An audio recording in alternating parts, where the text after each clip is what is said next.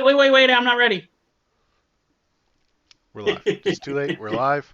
I pointed. We're live. No, you messed up. Fuck you, Amrook. Exactly. What can I say? No, we Who'd we lose? Who'd we lose? We lost Rusty. lost Frosty. Luckily, when you lose somebody, it doesn't mess up this new format, but Nice. Oh, look at that. My bad. yeah, no, you're good. It doesn't mess up the cameras. I don't need to touch it with this new format. I kind of like that. Perfect. I'm just Nice. saying. That's I don't awesome. know if you guys want to check it out, but Yeah, I'm, I'm on I'm there. watching. Well, okay. What's going to happen though when Evan shows up? yeah, I'm gonna have to adjust it a little bit at that Just point. Yeah, what I was thinking is, you know what? Let's jump into the recap with G, and you'll see. You'll see. All right, let's do that. We'll go from there. All right. Ready to go? Well, Yeah, I there. thought I was, but your camera somehow is gone. So we might have to recap a non-recap screen. My camera's gone. Yeah, on the recap screen, it just disappeared. And just go ahead in the recap. If I can fix it while you're mid-recap, I'll zoom into you. Okay. Great. So last session we picked up with you guys are fleeing Xanthar's Keep, turning north on the long road, heading towards Mirabar. That was basically a split-second decision as you flew out of the keep, trying to get out of there as quickly as possible. So turning north, you guys made it about a mile and a half before realizing that you should probably duck in and get some cover, that you might not be able to outrun everything, come up with a plan. So you ducked into the woods, cutting over a little stretch of in-between territory between the Lurkwood and the long road. Before getting into Lurkwood and keeping yourself fairly undercover. From that point, you guys could take a short rest and reevaluate what you wanted to do, where you wanted to go.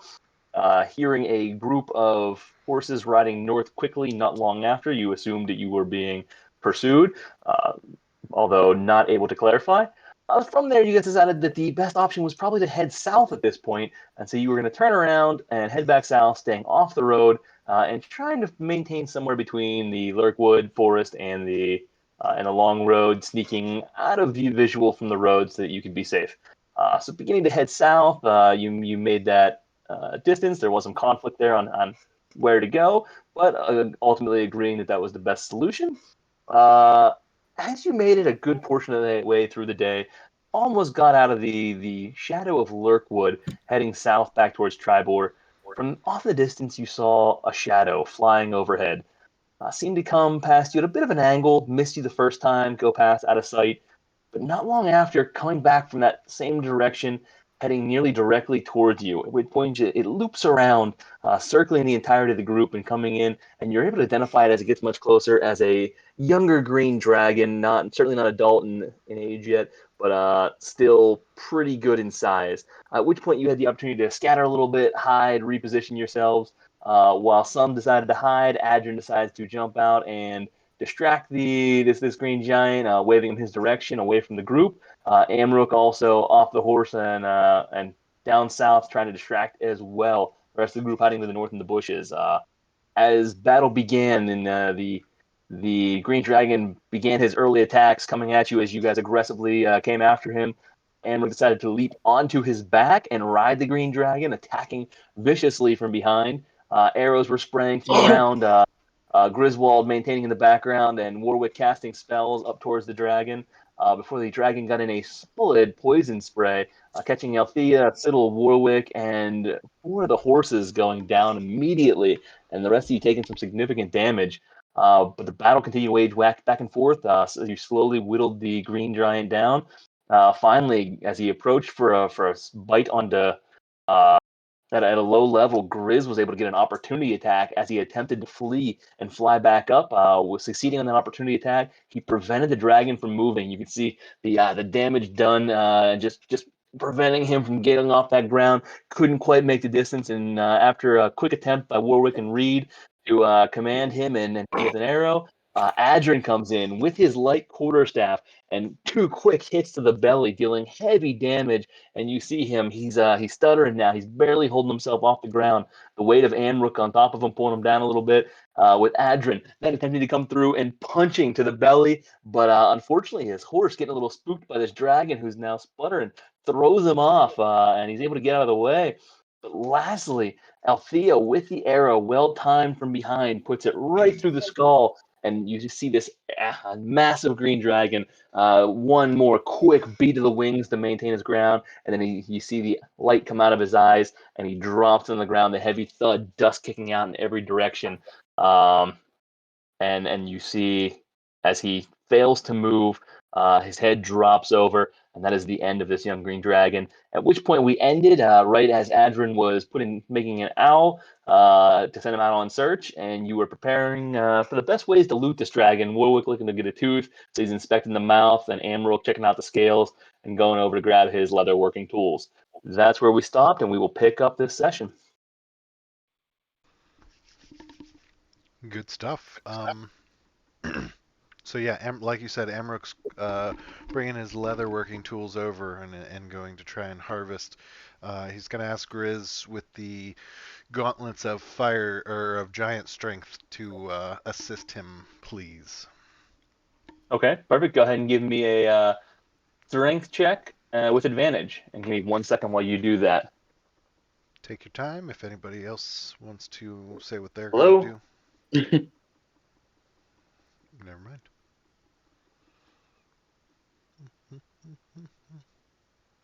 I totally want a tooth, so if you're pulling out a tooth, you just... Yeah, so you're just going to holler out, I assume?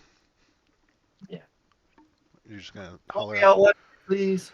I'm going to try and pull out as many teeth as I can. I'll holler back to you. I want the... Sorry about that. Well, they're all pretty long. You want the largest canine. I got you. All right, so you were pulling the scales and you were doing a strength check with advantage for me. Yeah. Strength check, you said, right? Yep. You know The scales are in there pretty tight. While I'm thinking about this, if it's just a strength check, like if as I'm tugging and I see it as mostly strength, maybe I.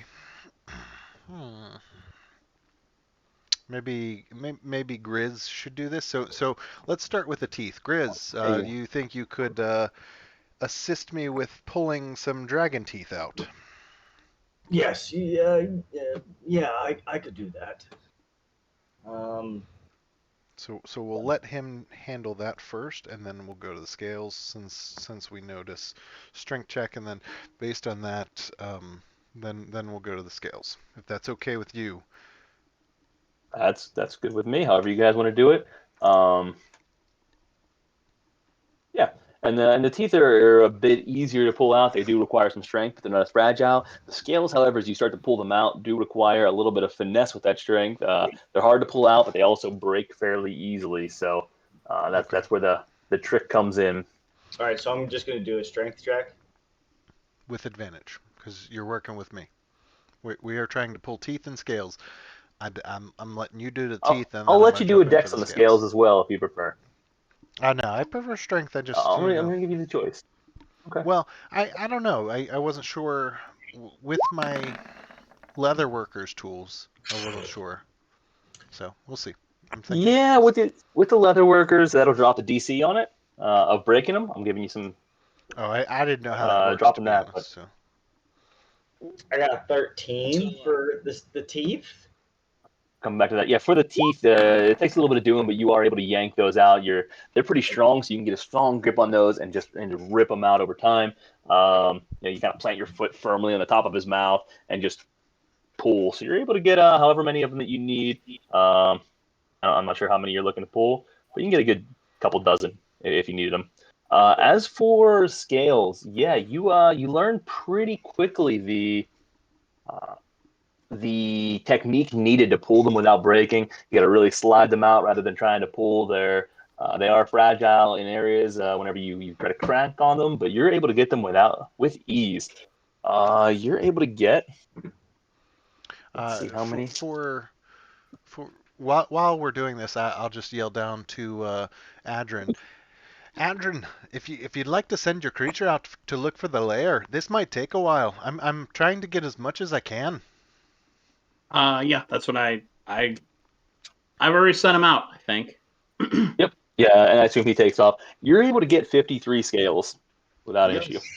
I assume those are pretty heavy, so I'm gonna throw those in the bag of holding. Yep. Yeah, they're solid. I would say they're about half a pound apiece. And Alright. I will grab the longest tooth that Grizz pulled out and toss it to Warwick.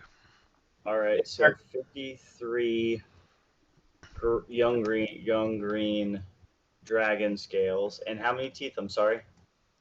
I'll give you 24 teeth, including two massive canines. That's a good haul. Yeah. Adrian, how far can your owl fly from you? Why? There's a certain range that I can keep telepathy with him, but after that range, Okay. he Otherwise, can. no limit. Yeah, he can come back and tell me. Yeah, as long as he has the command, he could continue out and then come back. Yeah. I'm going to move you guys over here real quick. Just want to make sure. So how is your... let's zoom in. Oh, You shit. guys are sitting on the south side of the... on a long road on Lurkwood. So, you're right down around here. When this dragon came out, came from the general direction of Lurkwood. But where are you sending the owl out to scout? What's your directions for him? I'm gonna tell him to go towards Lurkwood because I'm thinking that's where he would probably lair at, deep in the woods somewhere. Mhm. And again, I'm just telling him to look for an area, and I described like the area that the terrain, an area that we met the other green dragon in. Okay. Now, I should also point out that it is very late evening at this point, nearly dusk since the battle. You guys were not far away from settling down to camp as is, so he's going to begin searching in the dark not long after. So did you want to have him continue through dark, considering he is an owl, should have no Yeah. issues with vision, but just to be sure, continue the search. Exactly. Okay. Perfect. So he goes and begins the trek, searching back and forth, and within the range that you can have telepathy. Doesn't see anything immediately, but continues getting deeper and deeper. As time passes and you get some other things done while they're pulling teeth, while you're searching for scales, a few hours pass, full darkness sets in. 3 hours pass. You guys are really settling into the night, setting up camp, kind of camp preparing in this particular area, unless you want to move. Before he scouts an area that appears to be slightly different from the rest. He describes what he sees as a creek that is rolling from through the Lurkwood. This fairly large creek that's coming through, and while it's midsummer here, the forest is certainly not dead, but not lush by any means. However, as the river this creek passes over an area, suddenly it gets very dense and very lush green. Flowers blossoming, the trees just that extra deep green in appearance, just sprouting more consistently. Very difficult to see the ground cover in what is previously an old forest. There's a lot of new growth in this particular area. There seems to be a small cliff that overlooks the creek with a little plateau down below. The only thing that really stands out in this particular area. Okay. I'm assuming he kind of the owl describes that to me when he comes back. Yep. Yeah, I'm assuming that he's doing a few passes, describing it, and he sees it, comes back and describes it to you. I don't know how he can describe this, but about how far in, like, How far yeah, as the so owl flies? yeah, how far in would this be? So he tries to describe it to you based on time, and you know his Yeah. flight distance. So from what you can tell, it is from where you guys are. It's a little ways in, but not terrible. It's probably about 20 miles from where you're at right now. Oh, got it. Okay. So I'll relay this. You should be able to see that, right? Yeah. Okay. I will relay this information to everybody that my friend here may have found maybe it's his lair or something of interest. Definitely a different terrain in the wood, in the Lurkwood. We might want to check it out in the morning. Are we going to be bringing the Weevil along with us? Or is there something else that we can do with him? I mean, I fear that he's just going to get in our way at this point, although 5,000 gold pieces would certainly go a long way. And Are do you we have suggesting we set him free? It's 6 in one, half a dozen in the other at this point. I mean, Siddle, this has more to do with you, so I'd rather Yeah, you make the call on this. But we've lost most of our horses, and trying to walk him down to Tribor or wherever else, this could be a little bit of a pain, but not my call. I'd certainly prefer that we didn't set him free, considering he sent me to my death. But I I mean, I mean, guess he failed. But do we have to turn him in alive? What does the poster say? It just says. I don't think it says anything about alive or dead. Just saying. Rook, do you happen to know how Mirabar would prefer their bounties be turned in? Divert to the DM on that one because it's been a decade. But I would assume mostly alive. Yeah, it wasn't indicated on the poster. You would assume alive. You know he's wanted for murder, but based on their desires for justice and holding free trials, that you would prefer that he, similar to what you as a group were looking to be subjected to, the same would probably be preferred to them. Siddle, As far as you could assume, anyways. Siddle, could you send a message to Lady Darathra? I mean,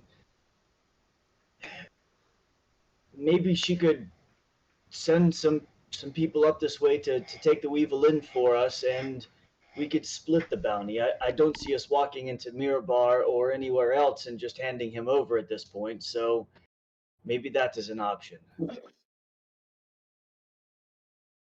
Well, if we're going to send for help, we might as well send for horses.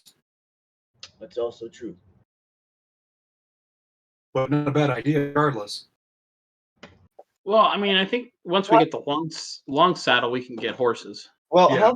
how far are we from Long Saddle?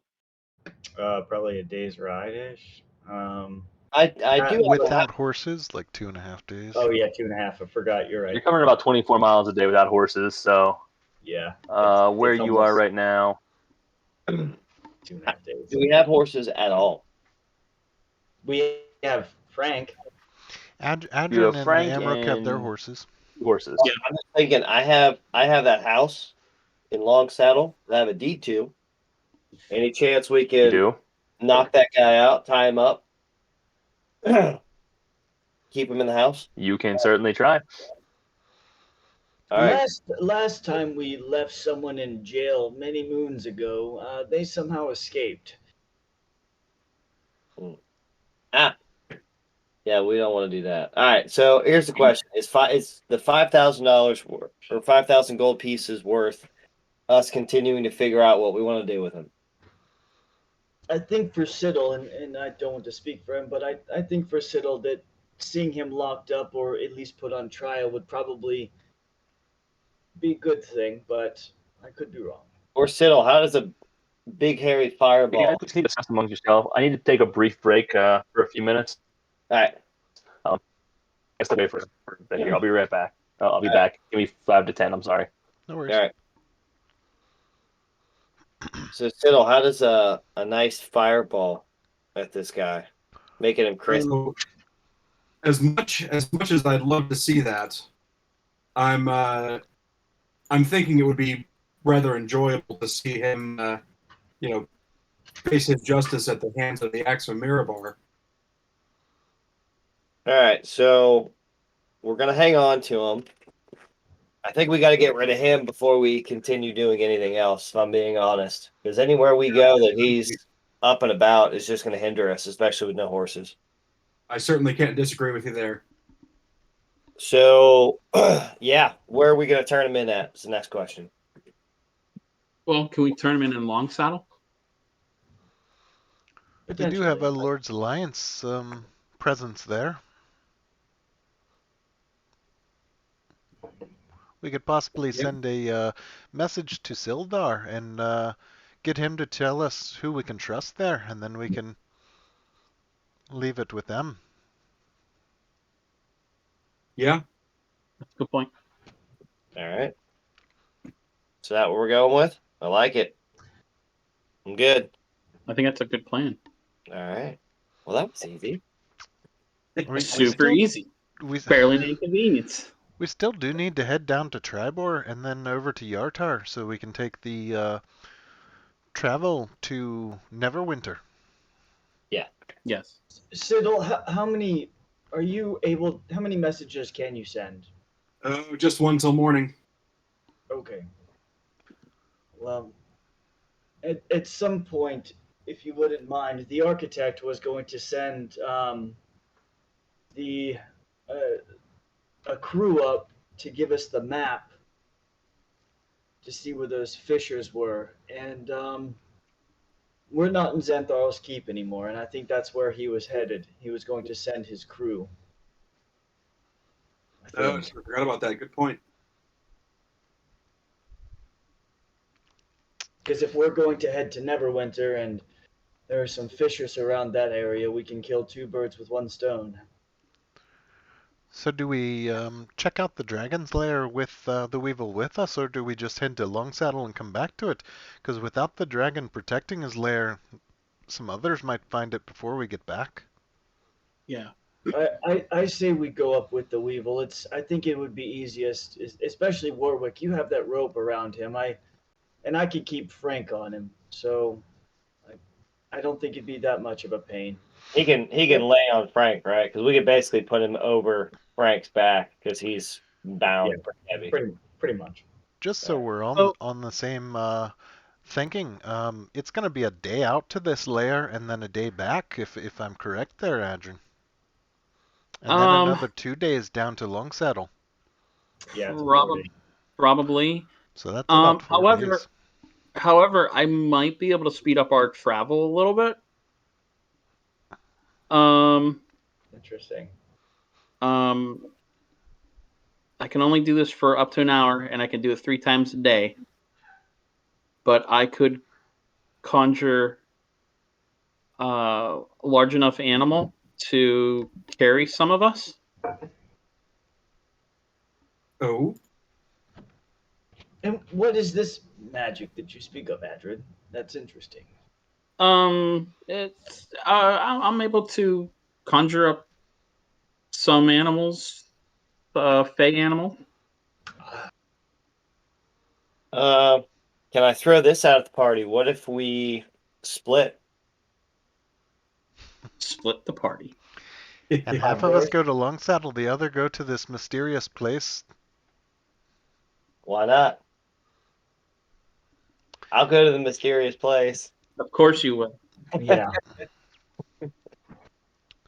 But no, I mean, All right, while Garrett's not here, can we all agree that we're going to totally fuck with him and go to Xanthar's Keep again? No. yeah, we've decided we like to face trial, please. All right, let's just go to Galtogrim and meet that dwarf. Shit, what's his face? And it would be hilarious. Oh, all the way over there. Okay. Yeah, I was thinking when you message Sildar, can you ask about the Griffin's Nest too? Because 6 of one, half a dozen the other, as our giant friend has told us, Griffin's Nest might be quicker to get to after we're 20 miles into the forest. Yep. So basically, I'm just looking to see if we've got any Lord's Alliance presence in Longsaddle or Griffin's Nest that we can hand off the Weevil to turn him in. Yeah, and Yeah. then possibly even some negotiation in there to throw in that we would give them some kickback. We would give the Lord's Alliance some kickback out of the reward. How much are we thinking?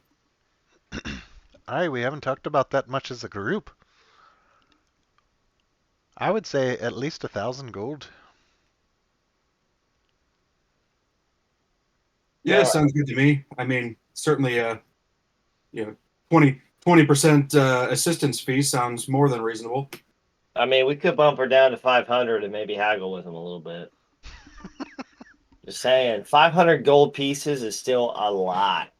How many are 1, 2, 3, 4, 5, 6, 7 with Reed, 8 with O'Doon, technically, but he's still not. So really really, here. it's really only 7 of us if we include Reed. So if we're splitting that 7 ways, Reed's not really here, so I feel like he's gonna cheat off of all of us anyways and skim the pot. So let him skim from everybody, but we don't give him any. All right.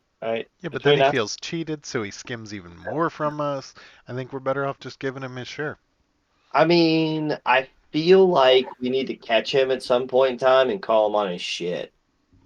if By if all we means. split this, if we split this, if we give the Lord's Alliance 1,000, and then if we were to split the 4,000 7 ways, that's about 571 gold pieces each. I could do. Don't forget we're about to go to a dragon lair. Mm-hmm. We're squabbling over a little bit of gold that we might find 4 times that much in this lair. No, I was going to say more to that. I know that there trouble has been caused, regardless of intentions here, and if it helps the Lord's Alliance clear our names, I'll give them my share as well to help smooth things over if I'm that is I'm needed. I'm willing to give my portion to Xantharl's Keep to kind of you know smooth things over with them. We should have just given them the Weevil. I that is not my call. I think there's too many personal things around the Weevil to just give him over. But I will give up my portion to the Lord's Alliance and or Xanthar's Keep or wherever to help smooth things over. For me, it's more about justice for him than anything else. So, I'd toss some money towards that cause. And like our dwarven friend here said, we've got a dragon's lair to go find. There's strong chances there's even more cash hanging out in there for us. And we forget that we also have many items in the group pack that probably equate to around 3,500 to 4,000 gold pieces as well. As I jingle the bag of holding. Those teeth and scales alone are pretty close to that. Ah, yes. I wasn't sure how much those cost, but that is true. Then we can have quite a bit. But we also have income from in Phandalin as well that we probably should talk to. We should probably talk to them about at some point. Choblin is taking care of our finances for right now for that, so we would need to send him the message. Yes. But I'm sure that if we needed to expend some things, that we probably have a pretty penny sitting back there. So I guess it comes down to gold probably isn't an issue right now for us. Agreed. So I think sending 1,000, 20% is the way to go. Let's not squabble over it. I agree. I agree. And then if we And want to pitch in a little bit more, I'll pitch in as well to smooth things over with Xantharls. I guess that will have to be a second message. All of you. What's that? That's mighty nice of all of you. I guess that will have to be a second message to the commander at Xanthar's, unless you have enough words to send that to Sildar as well. Um, Althea, what's maybe your take before we commit to anything? Who'd you ask? Althea. Oh, I mean, Xanthar keep. Yeah, we were just in Xanthar's keep. Is it really going to smooth anything over? I mean, We could send them a message and find out. don't underestimate the corruption that lies in the north here. I'll let you know that much. Your money goes a long way in the north. No, that doesn't About for surprise how me in the long? slightest. If I need to walk back up there with a chest full of gold to smooth it over, then so be it. I I don't won't think that would be a good apologize. idea. They would seize you and have you on trial in an instant. You're the one that killed people. I Or won't a person, apologize. rather. Yeah, I won't apologize for my actions, but Aren't you big enough to just toss a gold chest over the keep walls or something? I mean, I don't, I don't know if Griswold's that's. Yeah. I mean, he is strong. Thank you for understanding that Griswold is mighty here, It but lands on it lands on 2 guards and kills them. Then they siege word of us. that's what will happen. It's either I roll a nat 20 and kill 2 guards, or I roll a nat 1 and it lands on my head. So I don't know. I like the way you look at it. Here's your gold, you greedy bastard. Whap! Kills him. I'm like, Toss. fuck. No, my lucky would kill that commander guy, and then I'd be really screwed. What's that movie? You kill, you keep what you kill. Riddick. Uh, Riddick. Keep what Oh, you yeah. keep. You'll be the next mayor of Xantharl's Keep or whatever. There Mayor you go. Grizz. I like it. There you go. That's Grizz's plan all along. He's going to become commander of a town before you know it. You just wait. oh, He that might poor sound town. stupid. He might sound stupid, but I'm he's so got excited. plans. I'm so excited. He's going to have a bard right by his side. Like, I mean, you cut me in good, and I'm in. Yeah. We could do that. you just let me command. You can skim off the top. Whatever. I'm just kidding. Griswold's not that way. That wouldn't work. Dude, I'm not even gonna tell you. You do whatever you want to do. I'm gonna sit back and write about all of it, laugh, have a blast. I'll make a whole book about it. It's good. How I I'm destroy a whole village. Maybe we should set up camp here. I don't know if anybody has anything to do, and then we can designate watches. Yeah. I agree. That sounds good. I'm gonna tapped send a out. So. message to Sildar, but that's about all I'm planning before hitting it for the night. After a couple of fierce battles on, I'm ready for bed. Yes. Yeah, I think he said it was pretty dark, so I'm gonna suggest that we just kind of go off-road a little bit, find a clearing that is semi-discreet, and then set up camp. Yeah. All right. I'm good with that. All right, and then do we want to go ahead and set up watches? Yeah, Frank's all around, and I'll take first watch. Okay, And so I'll write take this first down and since he's not second. here. I'll take first with Grizz as well. So first is Grizz, Frank, Althea, you said, right? Yeah, I'll take first and second. Okay. Oh yeah, because you just sleep third and you're fine. Yeah. I'll take second. I'll take third. I'll take third. Reed, I guess, will probably take second as well then to make it even. No, Reed would have to take third. Is that what you said? Well, Adrian and Warwick, I thought were taking third. Oh, all right, never mind. I must have. I was taking third. Yeah, Warwick. Yeah, sorry. Adrian and Siddle are taking third, along with Yeah. Reed. Yeah.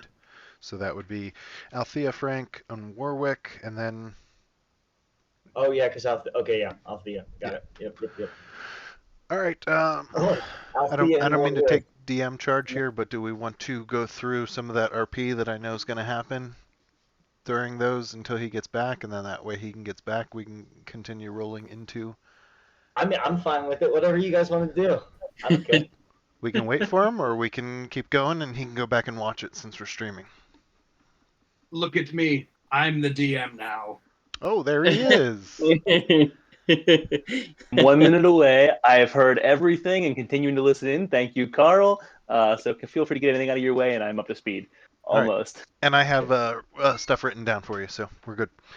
All right, then, yeah, I'm going to say let's go ahead into first watch. Grizz, I assume you're going to learn some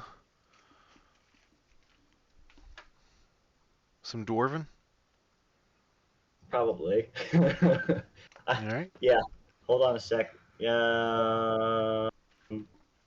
Let me do my intelligence. You know what? 10 for intelligence. What were you gonna say, E? Yeah, hold on one second. Just And before we take a break, I am going to use bag of tricks and pull out 3 animals for our nice. watch. Good shit. And they're gonna watch all night, right? Yep. Yep. Cool. So, Good shit. So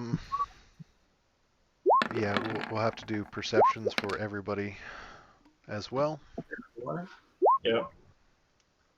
And then since G's listening, if you just want to call him out, Amruk got a nat Oh. 20 on perception. Oh, sorry. Okay. Evan got Grizz got a 15 on perception. 5. Yeah, Panther. Nice. It's an 11 out of Citadel. Oh. Althea got a 15. I'm trying. Perception. Frank got a 9, which is not that great, but that's all right. That's okay. For Adrin, a 12. Warwick 14. What are we going to do with the Weevil? Who is do we need to have one person watching him? Should Frank just watch him the entire night, or I mean, he is bound completely hands and feet, so I don't think he's going to get out. But That's a pretty good idea, Grizz. I'm good with it if everybody else is. Yeah, have him roar to wake us up or get our attention if there's an issue, and yeah. Adrian, I mean, the 3 animals that you have, do they have the same perception as you? Oh, No, I see. they do Sorry, I not. see you rolling. And I assume you're just gonna have them kind of like circling the camp and keeping watch. Yep. Yeah. Yep. So. Ooh. Gross. All right. We did a whole shit ton So of perceptions. real- We threw as much as we could at you. That way, when you came back, you felt really overwhelmed, and then I'll fill in any gaps. I love it.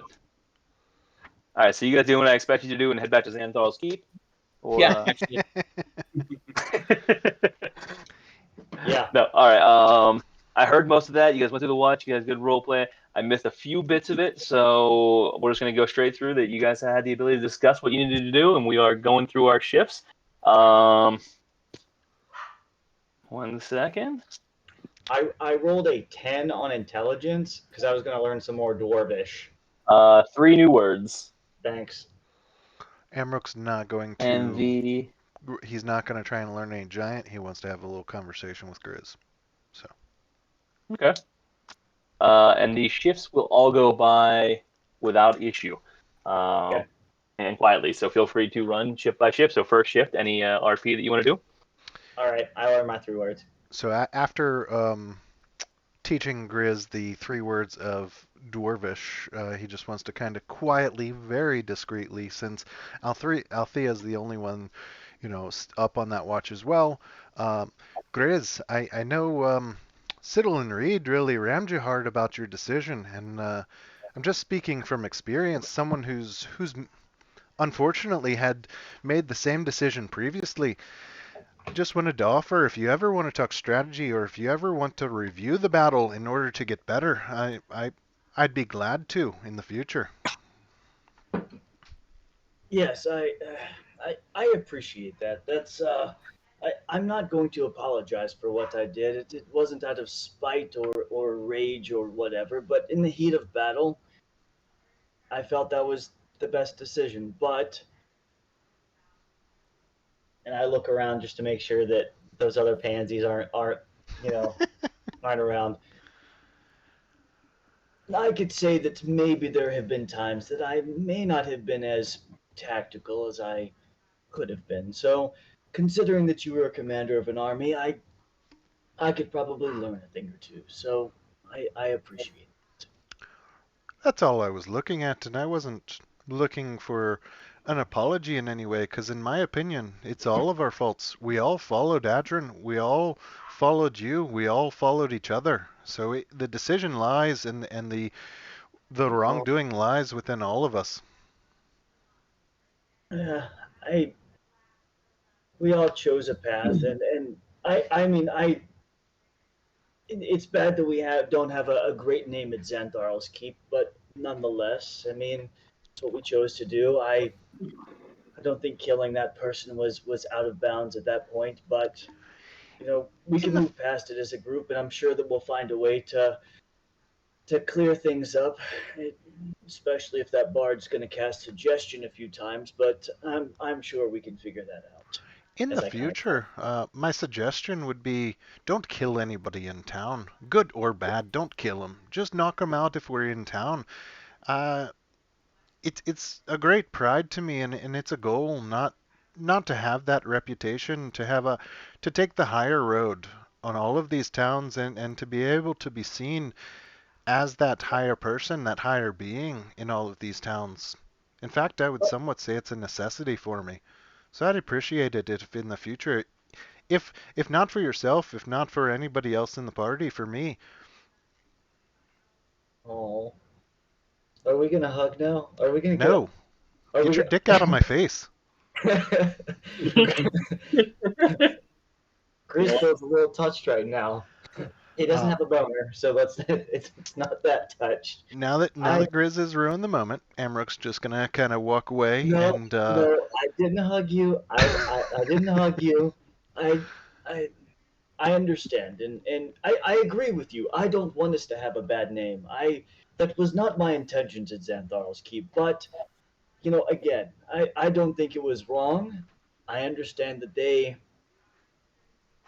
the Crown's Guard walked in at the wrong moment, so I can see where they think that I'm uh, I don't know, an assassin or whatever you want to call it. But nonetheless, um, I will be more tactful.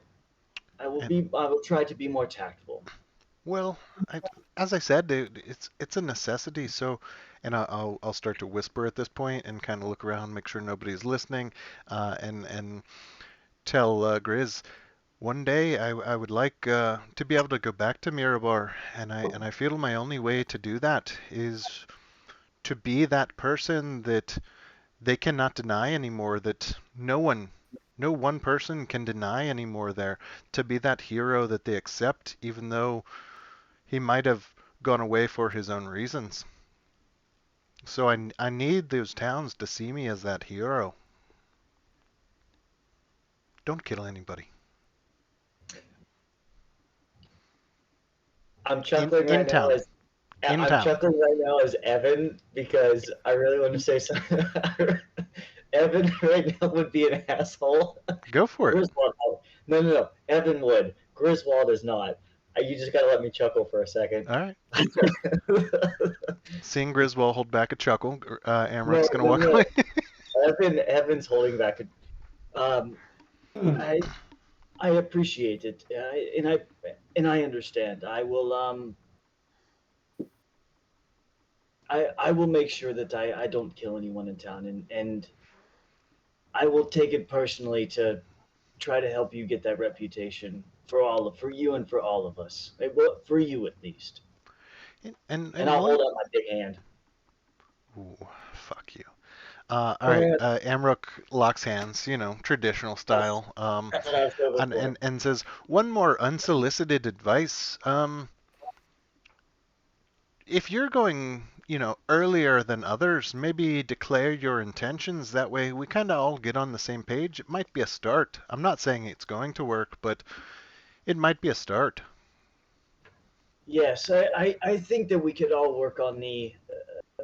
We talked a few days ago about, or maybe it was a few, I don't know, a week, whatever it was, about calling things out. So maybe that's something that as we're going into the Dragon's Lair, that we can all have a conversation about, so we can all be on the same page. So we're not. So I don't happen to rustle any feathers anymore, because there was a few of us that were a little got their britches in a bunch. I think So honestly they had the best intentions and they just wanted you to see that strategically it may not have been the best decision.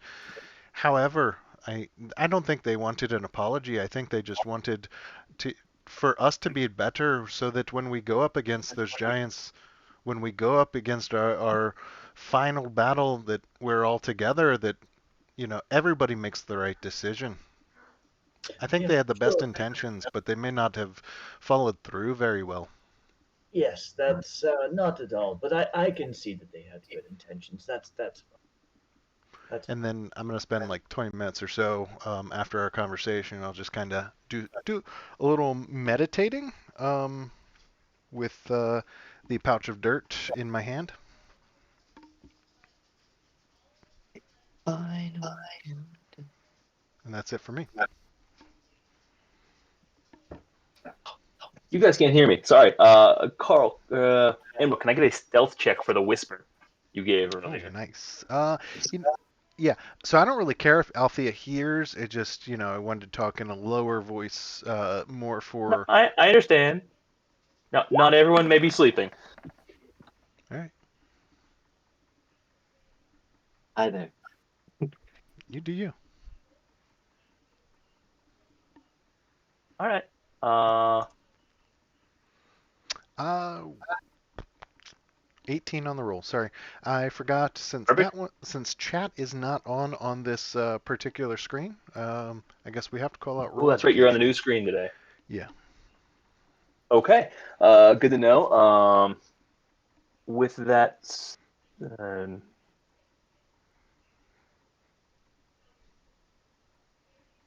okay. Sorry. Um, where do you guys have the Weevil stored for the night? How did you? I missed that. If you talked about it already. He is tied up, and Frank is hovering over him pretty much all night since Frank doesn't need to sleep. One Okay. of the one of the one of the boars will watch like Assist. behind him too. Yeah. Kind of has like one of its Is tusks kind of like up against his back, just in case. all right. And is he gagged or just tied up? He was definitely gagged as of last time and tied up. As of last time, I just wasn't sure if that changed at all. All right. We probably ungagged him to let him eat something, Yeah, shove some bread in his mouth, and then regagged him.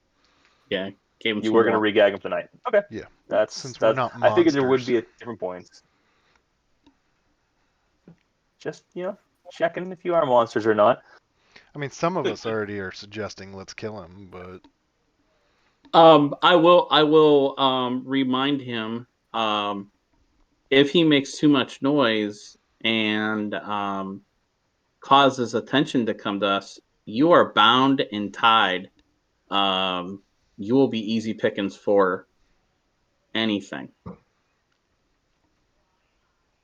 All right. And I like this new side of Adrian. give me an intimidation check, Adrian. Ooh, You, not you guys shuffling. keep going because I'm Garrett. You had mentioned that the night goes well, correct? That That goes everything's well, okay. no issues. Yep. Okay, I'm just keep going. I just gotta check on one thing. Amber, going back while you were having this conversation and whispering, you did look over and you saw the Weevil kind of tilting his ear in your direction as you got a little lighter, and you saw him leaning towards you at one point, but then fall over as you were having this whisper, seemingly unable to hear what you were saying. okay. You know what you could do to combat that, right? Get a nice pick and you stick it right into his eardrum. Fucking shit. Wow. Too far? Wow. No? I just didn't All know if you right, were in that's where we're character or going not. then, eh? If you were in Wow. character, no, but You know what? I'll leave Whether it. he was in character or out of character, either way, wow. wow, wow, wow, wow, wow, wow. wow, wow, wow, wow. Not far enough to like damage the brain, but just far enough to just completely destroy the eardrum. That's Jack, You dude. could have just put wax in his ear. No, that's Thank you, easy. Althea, for keeping it reasonable. I mean, I feel like Stiddle's gonna kind of be on my side at this point in time because fuck the Weevil, right? I mean, I guess he doesn't need to be able to hear to go on travel, so I mean, that might actually play out better for. I mean, look, what if we cut out his tongue? I think people Yeah. are gonna see us as bad. I'm gonna go with no. Yeah, it's a little on the Well, dark well, side. I mean, I don't know. Maybe it happened beforehand. I don't know. We found him like this. We could talk our way out of it. Second shift, anything that you guys wanted to do? I am writing in my book. Okay, Dear Diary, got it. Oh yeah. I'm just gonna sort of sit quietly, spellbook open as I normally do, but sort of ponder over the details of what the Weevil told us. Particularly the stuff, of course, when he was under suggestion and actually telling us the truth. I like it. During your shift, Siddle, he's going to be staring at you for a good portion of this, and through his gag, he's at one point in the night, he's going to try and get your attention. Anybody have a spare pillowcase? Do you want to put some rocks in it and beat the shit out of him? Well, I was going to put it over his head, but that might be next. In that case, he's going to sit quietly for the rest of the night. Do I see him staring intently at? You do, yes. All right, so I'm gonna look up from my book. I'm just gonna walk over to him and I'm gonna poke him right in the eye. Just one of the eyes, not both, just one. I'm gonna poke him. I'm gonna look at him, and I'm gonna go back to what I was doing. I'm gonna sit down and write back in my journal. That's all. All right, you see him. And in the morning, you wake up and it's relatively puffy, a little swollen, pretty red. Good. Yeah. All right, next shift, third shift, anything that anybody wants to do? Third shift would be Reed, Siddle, Adrin. Yeah. Whoa! Speaking of, Just in time for my night shift, huh? Oh, we got Reed. I like it. Nice. I like it. So Reed, ball bearings on tonight, buddy. Good. In that case, we're just on third shift of arrest here. Slow thus far as we've got our bearings in a row, or got ourselves lined up, our ducks in a row, and try to decide what to do for morning. Yeah, I was in bearing frame of mind there. You guys threw me off. You lost your bearing. Siddle, don't forget to Lost send your my bearings. Yes. So were you going to send a message before the long rest? Yes, I was. Or are you discussing it? Meant to and forgot. All right, let's go retroactive now. Yeah, we're sending this shift. to He's in third shift, so it's okay. But that means he would have rested first and second. All slots re-whatever. So this is now fresh to the day for him, so he would have been reset right now. Yeah. Okay, got you. So we'll just retroactive. This was sent the night before. And then who are you sending that to? Celesticels. Okay.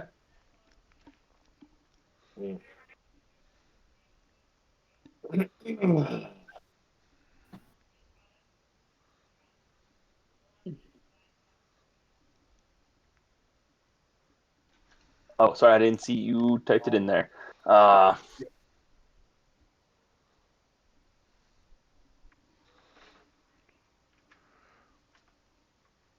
For the chat, Siddle sent any Lord's Alliance present in Griffin's Nest Long Saddle to help what us is that, message or turn in send? a dangerous Send. bounty, Sending. 1,000 GP free to be paid. I suppose I should actually hit that. One quick thing.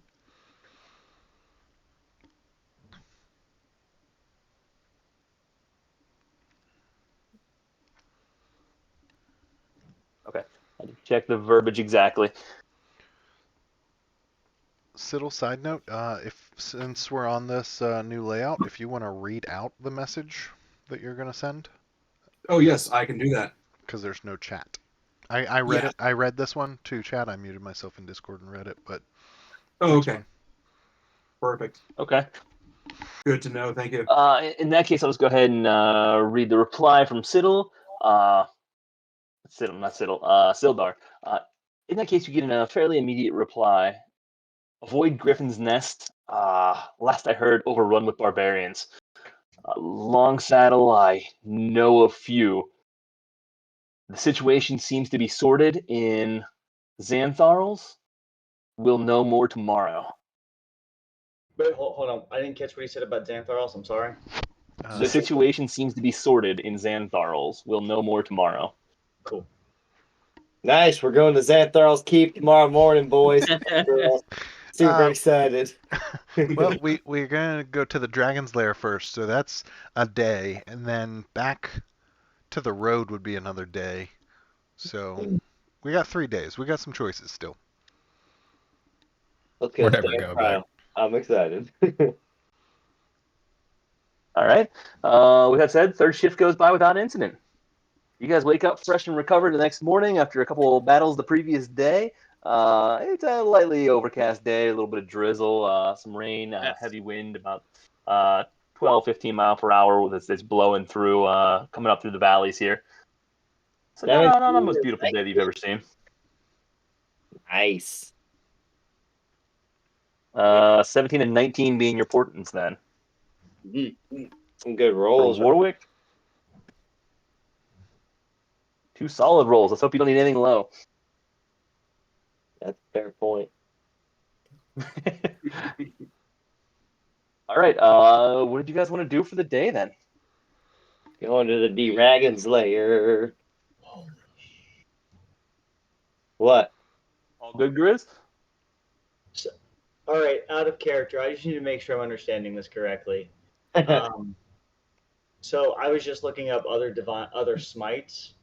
So some of the other smites can come like Searing Smite is a bonus action. Just I throwing also this out have- there. Is this something we would talk about on the bio break? No, because Yeah, I need to know this for this Okay. for switching over a spell. Can I do Divine Smite and say a Searing Smite? I No. can't. Okay. No. It's spell. You're I'll casting defer spell, to Eric here. right? Are those two? Is divines? Those are spells, right? Well, that's what that's what I had thought, but I'm reading the different smites, and all the other ones are say a bonus action, and I have to declare it before I know if it's going to hit or not. Regular Divine Smite, however, I can know if it hits or not, and then decide to cast it. And what I'm reading here is that you can also combine Divine Smite into the same strike as other smites. I don't know if that's. I didn't think that was true though. This is only one site that I looked at. I just wanted to clarify before I change over spell slots because that's a shitload of damage. In this case, I'm going to rule no right now, but I don't know. We're going to have to make a more formal decision. We've been operating on the idea that you can't. I will let you retroactively change your spell slots during the long break or during our mid break if it's the case. Okay, cool. That works. Then I'll keep as is for now. Divine Smite is an ability. It's not a spell, right? Yeah, it's an ability. Okay, yeah. So yeah, you could do that. Oh, the other was smites are thinking they were spells? different. Smites are spells? Yeah, I thought they were 2 different spells, but it's an ability. Oh, you used one of your turns. Okay. Yes, so I didn't think I could, and then reading this verbiage because I was going to switch over spell slots. I'm like, hold the phone. But you use. I mean, if it's a spell, I'll certainly allow it. Yeah. We can keep going through. We can no need to postpone. I'll just yeah. Go ahead and add it then if you want to, and I'll reconfirm. Okay. We'll have that temporary tentative rule until I can confirm otherwise. Cool. All right. Okay. Good. Sorry, I had to get that out of the way. Great. What do you guys want to do? You're heading towards the Dragon Lair then? Yeah, buddy. Yeah, let's do it. All right, go ahead and give me a marching order. Third. I probably would take the lead. Oh, yeah. Adrian, would you say Amrook? Takes the caboose, as always. Caboose? All right. Take second. Yeah, I'll see ya. Grizz? Dude. It'll be me and right beside Frank is third. The Weevil's going to be on Frank. Okay. Reed? Somewhere in the middle. I can't remember. All right. I know. Fiddle. I'm going to hang around towards the back so I can keep my eye on the Weevil as we're tracking along. All right, I'll put you with right by Reed, and then who am I missing? Warwick. God, I miss Warwick. I'll go like somewhere in the middle. I'm gonna buddy up with Reed. Can we walk side by side? All right, sure can. I'll put Siddle. You're with Amrook right behind those guys. Keeping an eye on the Weevil then. Perfect. All right, good. Like it. And you guys begin the long hike over. So you still do have the 2 horses in tow, correct? Yeah. We're down 3 horses. Is that what we are? Yep. You're down 4 horses. Ooh. 4 horses. Okay. Yeah, you had 6 plus Frank for the 7 to carry. You were down 4. All right. Good. Then making your way through the woods, are you taking the direct route? And how quickly are you moving? Normal pace Okay. and going by the bearings what the owl gave. Okay. And he saw it was pretty clear from there between the 2. He didn't see much that was abnormal at the time, so all was pretty quiet, giving no indication to alter your route. Just wanted to be sure. So yeah. Okay. Fairly older woods, so it's wide open, a lot of big trees, not a lot of small underbrush hindering your paths. There is some altitude changes throughout. You guys hit a few cliffs, so you got to wrap around, but no major cliff sides, no cutaways, nothing huge that causes you to take long, out of the way travel. And so you're able to make a good portion of the day without incident and make up a lot of time. There You stop for lunch, you make your way through. Otherwise, without incident, you see a good amount of wildlife along the way. So once again, nothing that would stand out. You see a number of trails through the woods as well that you can't quite tell are heavily used, but you're not sure by what, based on your quick passes. But otherwise, you run across nothing else. You're able to cover that portion of the day relatively quickly. From that point, As we get a little bit closer, I'm going to call down, I don't know, one of the maybe hawks or birds of some type. Cast Speak with Animal. okay. And ask them if they've seen if they know of the dragon that terrorizes these woods, and if it knows whereabouts its lair would be.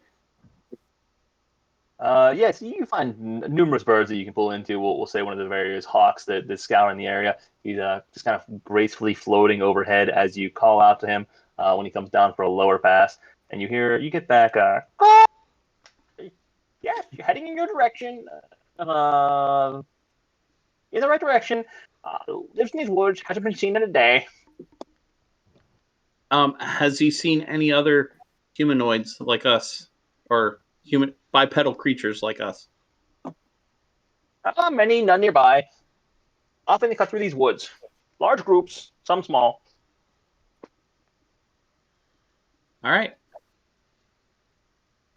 We're heading the right direction, I think. I hope. Okay. And with that, you continue making your way through. What you find is that it is slightly further than you initially thought. It's not as dusk begins to approach. The sun begins to drop below the tree line, which is fairly high in the horizon for you as you're in the woods. You start to get a little bit worried that you may have missed something. However, as you start to get closer, you see changes in the woods begin to appear. You see it begin to get a little lusher and vibrant. You see some areas that appear to be partially almost cleared out to an extent manually. You see some small groves that you pass through that have very large patches of grass that are smashed down as appears a recent landing. So you just see some telltale signs of activity in this particular area that's different from what you've been traveling through for the last 20 miles, indicating you get close. However, it is starting to get dark as you've approached. You spent the entire day hiking, and and it's now some shadows are setting in the woods. It's getting a little bit more difficult to see further distances. Shadows are playing a bit of tricks on you. It's getting close as you hit this area. What do you want to do? I'm going to do a survival check to look see if there's any type of tracks, recent tracks.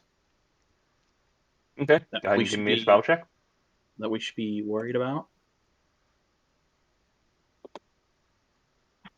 Like we're our own worst enemies at this point. In this particular area, you see a number of tracks that come through. Most of them all natural in nature. You see some deer tracks, elk, bear. You kind of recognize what a lot of wildlife has made its way through. There appears to be some other minor tracks that have made their way through here a few days back that do look humanoid in nature, but they're certainly not recent. The only recent ones you see is you see a few small tracks that are almost they're near your size, but almost lizard-like in nature. You can't quite make them out, but those appear to be about a half a day old as well, and only two of them. Okay. I'll tell you what. Go ahead and give me a nature check on this one.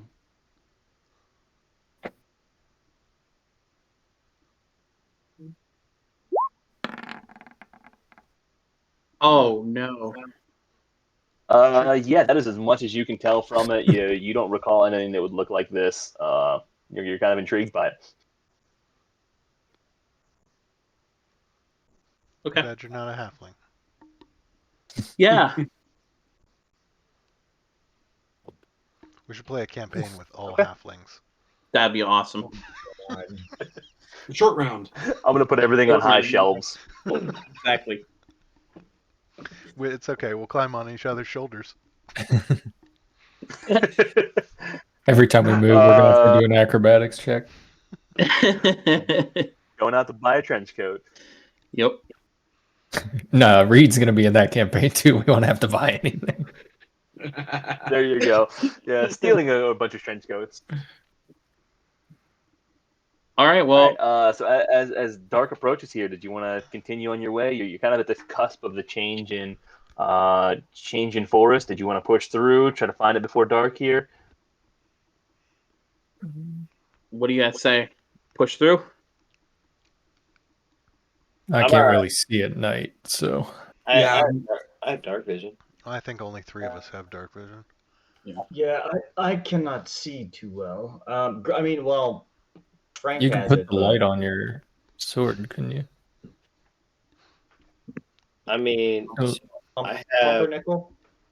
Pumpernickel. How far does My mace lights up. So I have dancing lights that I can continue. It does you. Yeah, I mean, I can cast light on something as well. Yeah, I can cast light and dancing lights. So I have night vision, or well, dark vision. Oh, 4 of us. Well, so it sounds like we have enough. Sounds like we have enough light. If we want to continue, we could continue on for another hour or so. If we don't find this place, maybe then we should make camp. Yeah. I like that agree. idea. Sounds good. yeah. So let's see. Cyril, you have light. You can cast Griswold. I already said pumpernickel, so my mace is lit up. All right. Who does not have some form of light? Is it Just read. And yeah, just read. just Reed? So I'm gonna cast light, Like and the Brady Bunch. I'm gonna touch his whatever weapon he has out, his short bow or whatever. just, I was gonna say, what are you touching over there? just wait till we settle in for camp, big boy. Yeah, I'm gonna touch his. I'll give him a dagger to. So you could. I'll touch the dagger, and that'll glow light, and then I will also cast A ball bearing. That'd be interesting. the little thing. I'll also cast dancing light. If only I had a slingshot. Yeah. You know what? I have one. 4 torch size. Yeah. And I'm gonna have that kind of. I'm gonna do the 4 torch sized orbs, and I'm gonna have that basically scoured out in front of us and continue to move as we're moving forward. So about 60 feet in front of us, ish. Okay. Then with that, the light clears up as it was getting dark. Your dancing lights and the mace or the morning star give you good visibility in multiple areas here that your companions without dark vision have no problem seeing. Come on.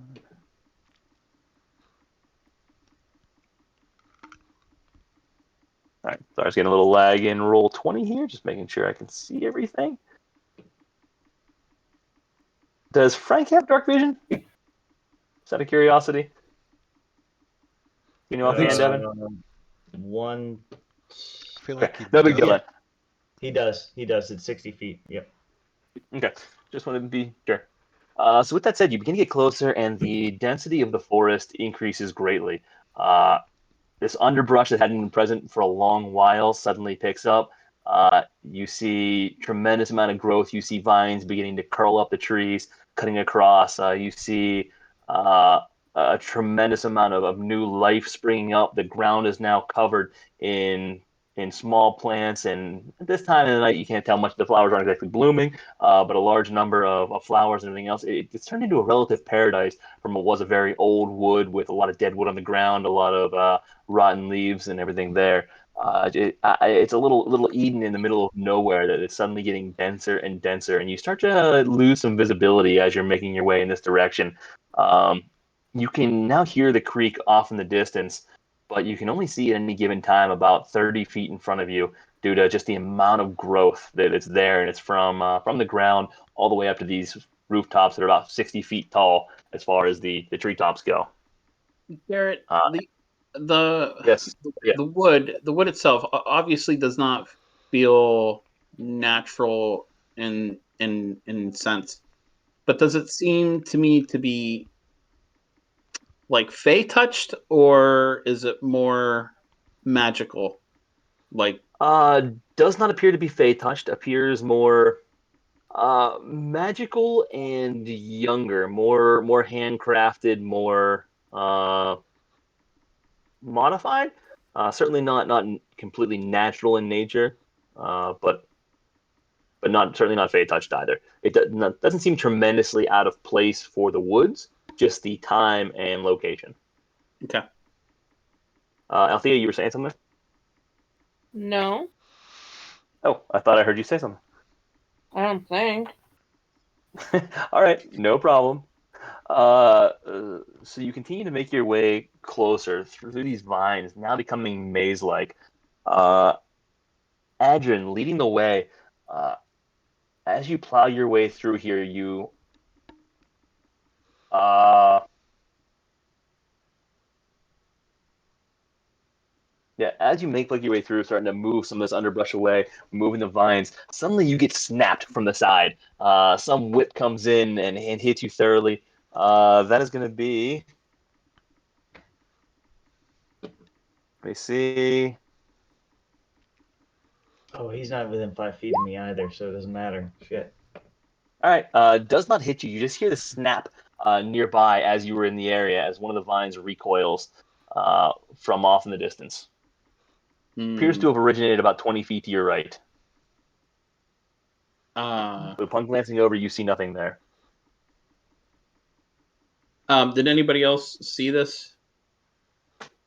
You guys heard the snap, but you didn't necessarily see the vine itself or where it came from. I'm gonna in the direction that I thought I heard the snap. I'm gonna send one of the dancing light orbs over that way to see if we can see anything. Okay, go ahead and give me a perception check, Warwick. Griswold pulls out the potion of dragon breath. He's not doing this. I'm just kidding. And just freaking blast the whole area. That was a So you're not doing 12. that. I'm not doing it. It would be funny though. All right. You see nothing over there. All looks just natural and untouched. Hey, Garrett, I am going to post this my land stride just for reference. I can move through non-magical difficult terrain, cost me no extra movement. Can also pass through non-magical plants without being slowed by them and without taking damage from them, from thorns, spines, etc., etc. In addition, I have advantage on saving throws against plants that are magically created or manipulated to impede movement, such as those created by the Entangle spell. Just throwing that out there. Okay, good to know. So as you start to get a little bit further and it gets thicker, you find that travel is beginning to slow. You quickly start outpacing the rest of the group a little bit, who is now limited by difficult terrain. Not tremendously, but you see they start to get held up behind you a bit. Okay. You gonna slow down for them, or you want to kind of scout ahead? I will stay like 15 feet ahead of them. 15 feet. Okay. Yeah. And the rest of you start to struggle a little bit. Amrook, you don't have not Amrook. Reed, you're able to navigate a little bit easier based on your size, but everyone else, you now find yourself pretty considerably tied up, stepping over these vines, under them, working your way through brush. Your visibility is now limited to about 15 feet. You can just see Adrin up in the distance. Adrin, as you do so, another snap comes from the side, and you hear a whip, and that is going to be 5 points of damage as you get snapped right in the side of your chest from one of the vines. As you do, you feel the vine actually wrap around you and begin to pull you. Give me a saving throw with advantage. Dex saving throw.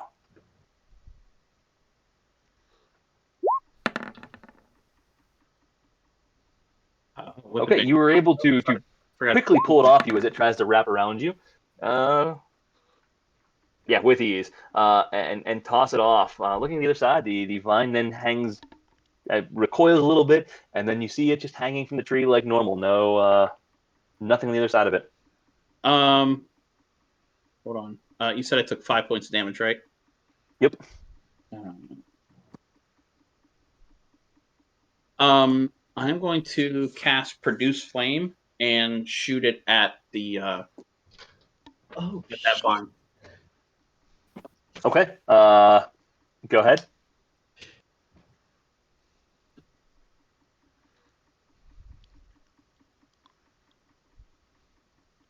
Getting there. You're good. Nice. That'll hit. 26. Shit. So 10-foot radius from yourself. Then, are you going all the way around? Is there your hand duration? No, I'm shooting. It's a bright light in 10 feet. Sorry, my mistake. I'm using it to shoot. Yep. And you fire it off, and you see that entire portion of that vine where it originated, as well as a large portion of it there, just burn away at the top. The flame kind of slowly trickles down the vine itself before a large clump of it drops to the ground. You now have kind of a clear path there, though once again it gets very dense right behind it.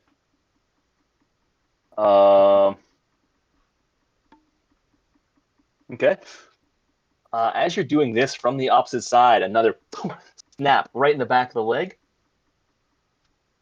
And that one just misses you again. You manage to lift your leg up just in time, not quite hitting you, but coming from an opposite direction now.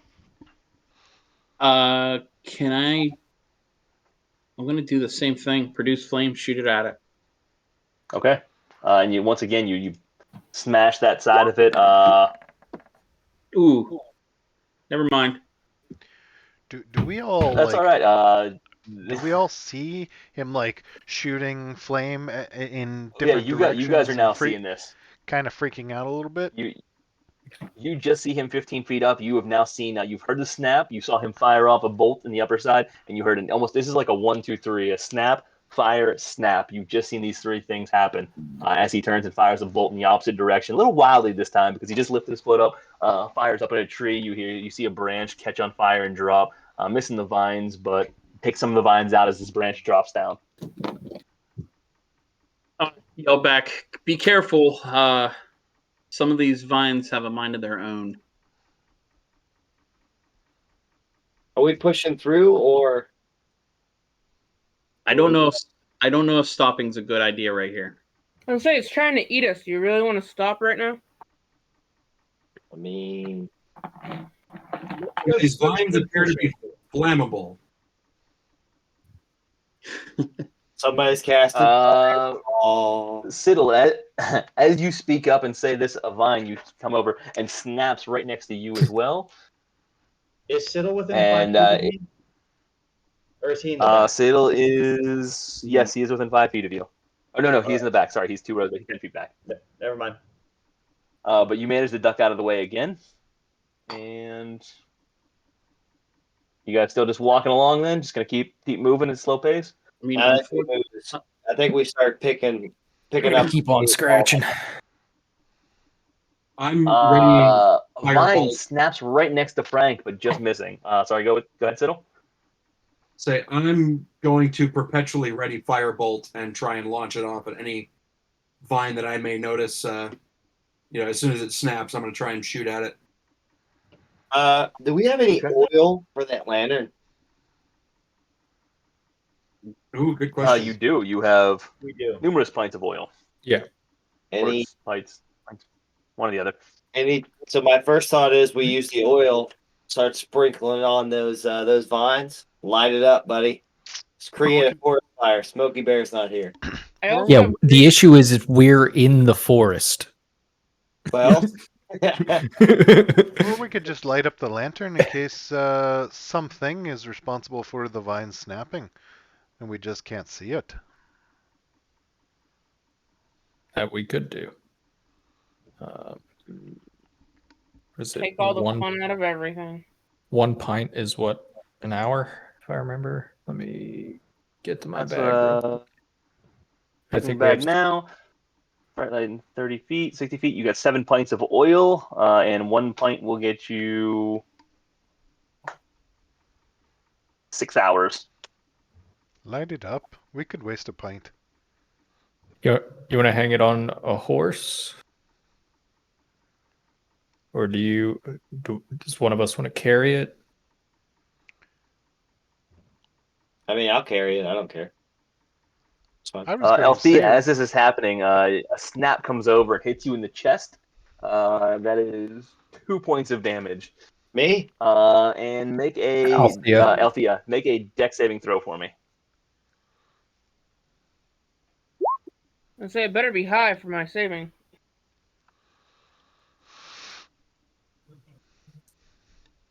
Can you hear me? Yeah. Yep. I got you. Yep. Yeah, you came out. You managed to duck. You actually can reach out and just grab the vine and throw it back as it attempts to recoil, coming off from your right. And then Siddle, you had that ready. Were you firing it off as that came through, or are you holding off for anything that comes after you? Fired it off. Ooh, nice roll.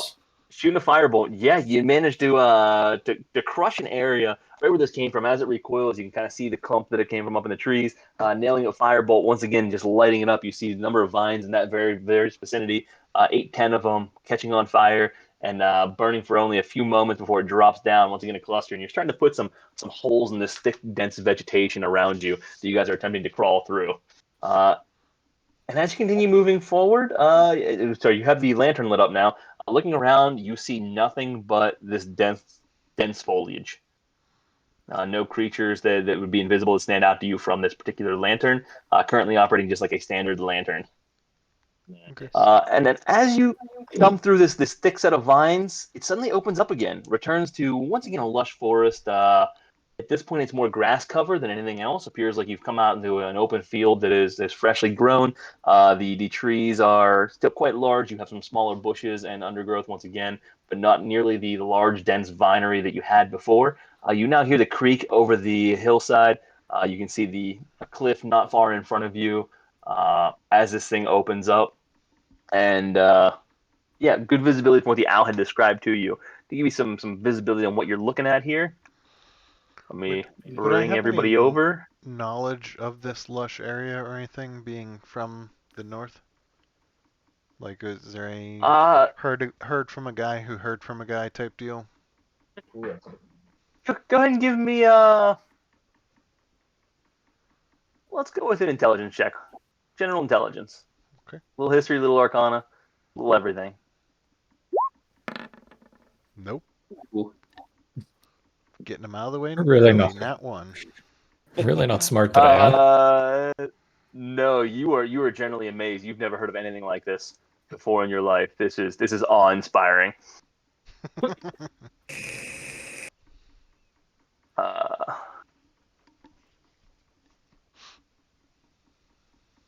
just trying to set everybody up here. I will bring you over to see. Oh, As we move into the clearer area, can I call for a quick bio break? yes. I was going to let you guys see it and clear, and then we'll break for a quick bio break. Super quick. That should be loading, and you can see where you're at. Yep. I got it. Has that loaded for everybody? And I'm still putting your characters in there, but you'll be there Yeah, momentarily. we're good. Let's use this opportunity to hit a quick bio break then, reset, and we'll pick up from there. Hey, hey, Garrett, you might have to restart your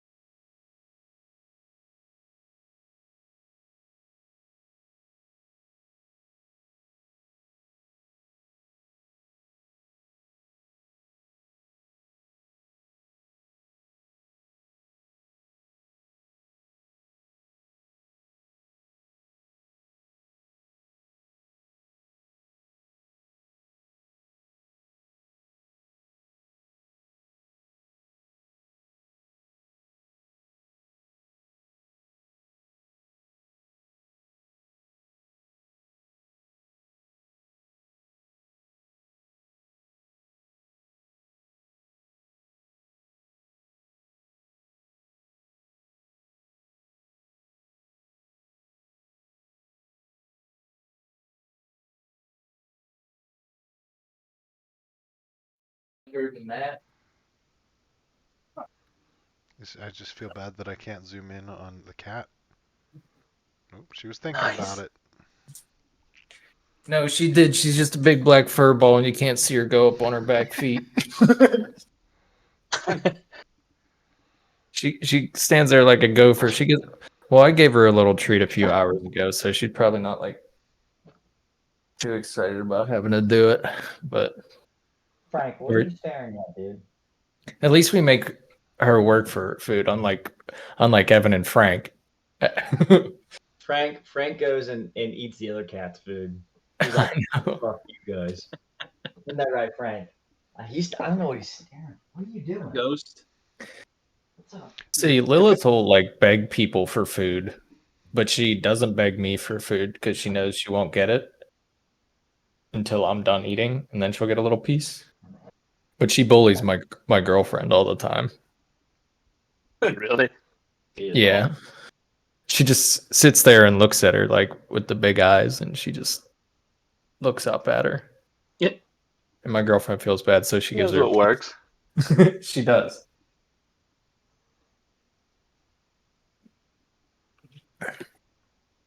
Yeah, I can't get back in Roll20. We'll go without it for now.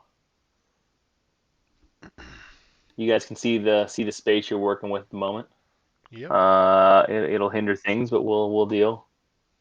Show me what you're I working thought with. that little watermark in the bottom corner was a monster for a minute. Yeah, I did too. It's like, are we fighting a fucking book? Hell yeah. It's an animated book. All right.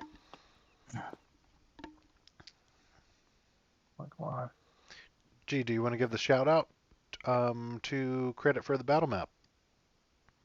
That way we. I do not, because I can't see who it is yet. Oh, okay, cool. So is it in the bottom? Dice. Yeah, what does that bottom read? Grimorium. Dice Grimorium.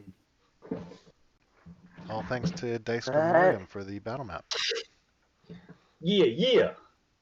Thank If you you. feel like supporting them, go to patreon.com/Dice Grimorium. That's DICEGRIMORIUM.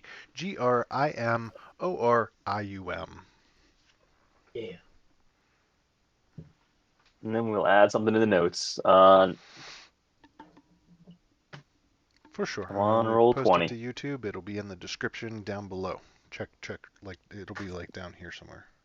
You might have to click Perfect. the arrow that's over here, and then wait. It's pretty far down there.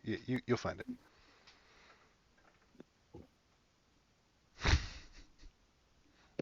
All right. I'm back into Roll20. Fantastic. Yay. Didn't do the prep work that I wanted, but we're in. So you've come out from this dense foliage and vines that are wrapped all the way through, back and forth, and coming out into this open path. So what has been long, heavy tree cover and dead paths suddenly breaks into this green open forest near this creek that has been coming by. Very similar to what was described to you, Adrian, by your owl that you sent out. Everything led to this particular area. This was the centerpiece of the growth all around. And I make a perception check. Do I see anything out of the ordinary? There we go. Okay, would you get roll for the perception? I can't see it yet. I don't think any of us can see it yet. Okay, just making sure it wasn't me, since Roll20's acting up, despite the fact that I love Roll20. It is overloaded these days. 18 perception. Yeah, looking around, you see nothing particularly out of the ordinary other than what's already been described as this whole area, this oasis, is a bit unique. Appears to be a standard plateau area. Coming off of it, the cliff drop here is about 40 feet. Right where you're about to look over, with a 20-foot plateau halfway through, which is this little mid-section plateau right here. But otherwise, a standard creek. This opposite direction is a 20-foot wall that the creek bed runs against, running through fairly quickly. Not a torrent of a creek by any means, just but flowing with decent enough pace. But outside of that, nothing that stands out as unordinary. Do I notice any wildlife? You do, for the most part, fairly standard wildlife in the area. You see some birds up in the trees. Nothing that would stand out, but there are birds in the vicinity. You see squirrel off in the distance as well. Some birds sitting up on these trees over here.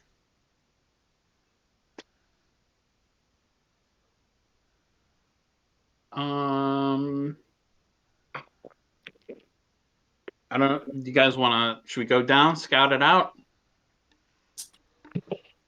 Yeah. Yeah. I'm game. Yeah, can you resize Frank? No, Frank is miniature. That's kind of funny. Thanks. Yeah, the icons were all goofed up. I don't know why.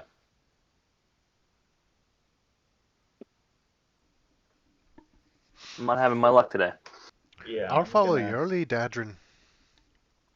Let's check out this little plateau down here first. And from what you can tell, this plateau pretty much ends right off screen here. As it can, it kind of wraps around and ends right here, as you can see down. So it's just one little small offshoot. The 40-foot cliff does continue for a decent ways that you can tell, both up and downstream. So this is kind of the best spot to get down the 20-foot drop.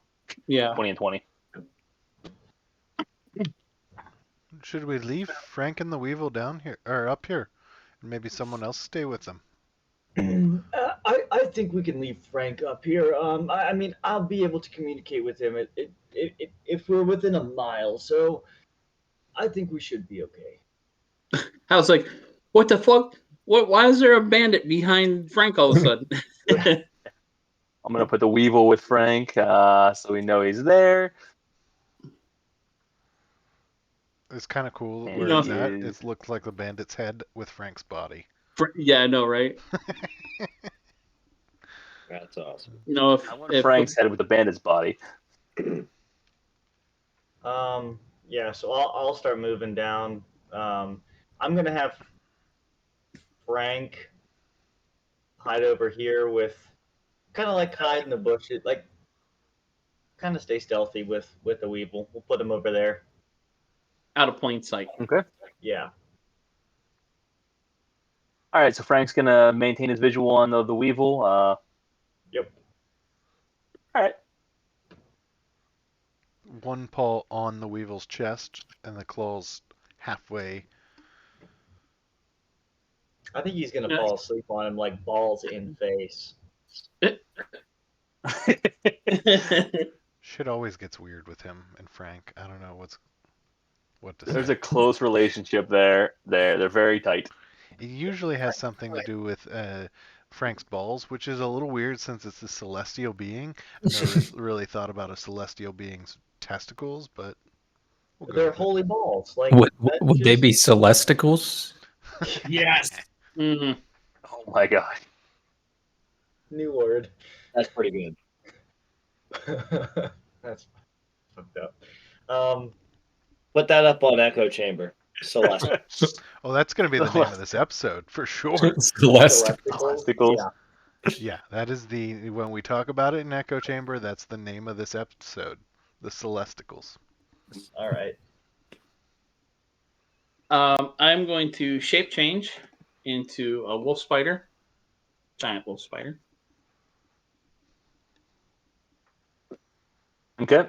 And I'm going to climb down this little crevasse. And with that, you're able to get down with ease, crawling down the crevasse along the plateau. I'm gonna tie a rope to this this tree here, I guess, because I still have the rope of mending, and I guess work my way on down the hillside. Okay. And with that, go ahead and give me a I'm letting him We'll go go first. with, I'm not going first. athletics check. I know Hey, how Ryan, this works. Hey Ryan, don't forget to heal yourself up there. We had a long rest. 10. Other than the hits from the vines, you guys have not rested since those.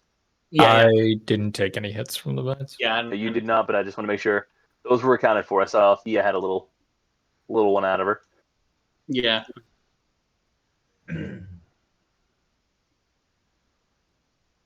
Yeah, so 10.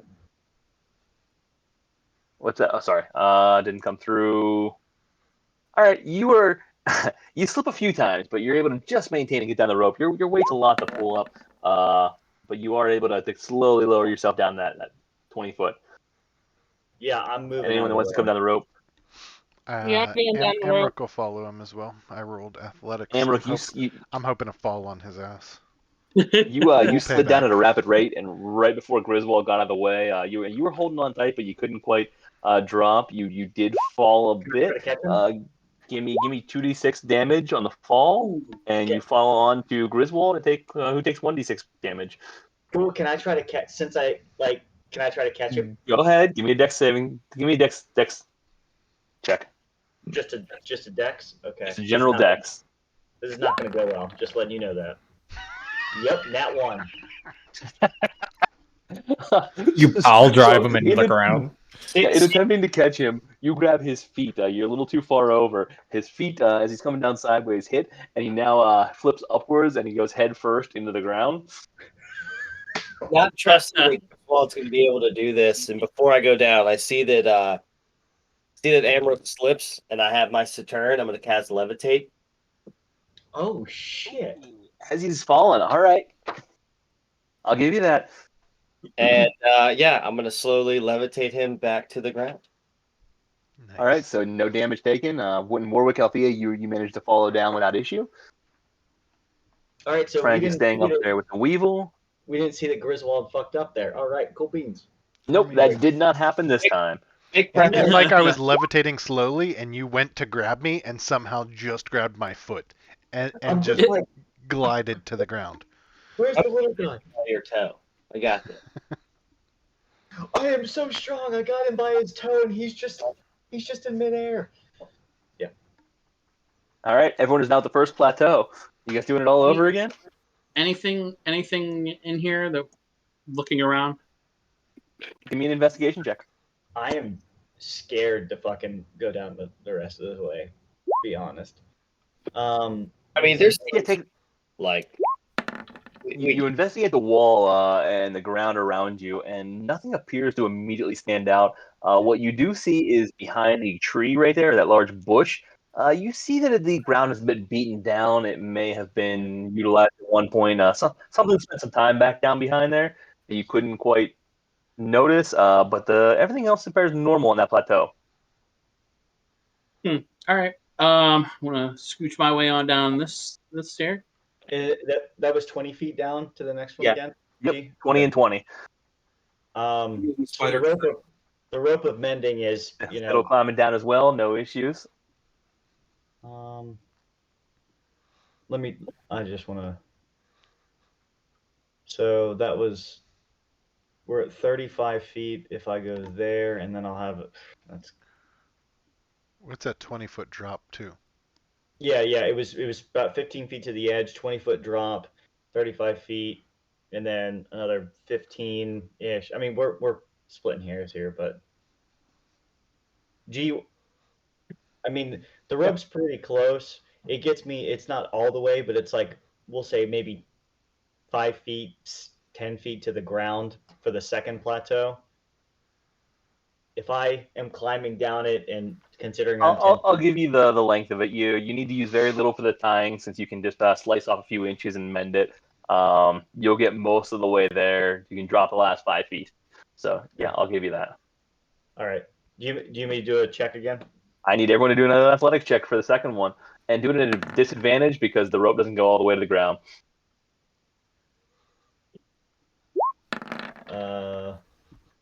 Okay, so I have it's a 16. All right. All right, Griswold going down first with no issues at 16. You managed to get down there as well. Amrook, since it's in the roll second, following you once again, slides right down on top of you, coming down. This time he prepared for it. I'm trying to catch him. How long does levitate last? Ooh, good question. I don't know. Hold on. I gotta, since it's not technically in my spell, levitate body. He may just lower you all the way down. Concentration for 10 minutes. So you just you float down. You don't even require the rope. You just you jump off and just superhero style, I right mime down. that I'm actually climbing down the rope right next to the rope, and I just mime it all the way down. All right, in that case, you have no issue. Althea, though, however, loses her grip immediately, falling down. Grizz going to try and catch her. Give me the dex save. Oh, Reed sliding down as well with a 9, my just God. barely not doing it. How did I roll a nat 1 on that again? I'm just gonna go get the alcohol because I don't know how the fuck that happens. That's amazing. Pile driving That is everyone. funky. So, Reed, you take 1 point of damage in brush burn on your hands from sliding down the rope a little too fast. You get a little aggressive there, just missing. Boy. Althea, you Don't even lose know. grip on it all over. You think you have it as you kind of jump over at the same time. Now that you've done this once and attempt to grab it, you miss completely and you fall off the 20-foot cliff. Luckily, Griswold is down there at the base, ready to go, and yells out, "I got you!" And as he yells out, "I got you," he is somehow completely off. He is 1 step over, misses you completely. You just right next to him. Don't even touch his hands. Just so Althea, you take 2d6 damage. And Grizz, you are now brought upon shame, having missed her completely on that catch, knowing that you were responsible for that damage of her fall. And she's got a little bit of a limp now moving forward. 1d6 of psychic damage for shame. What? Yeah. I just want that to weigh on your conscience. You had the opportunity to help a member, just missed. Because I did, I'm gonna go up and my bad, and I'm gonna touch her forehead, and I'll heal her for 5 points. Okay. Wait, did you just use your 35-point healing spell for 5 points? Oh, I can use up to 35 points at any given time. So I only used 5 points. But that doesn't cost a spell slot? No. No. Oh, No. okay, cool. Yeah, no, I wouldn't have done it for that. But I don't know. mean- I don't know. I don't know about. I wouldn't have done it. Since I missed, I wanted to, and I'll help her up. My bad. My bad.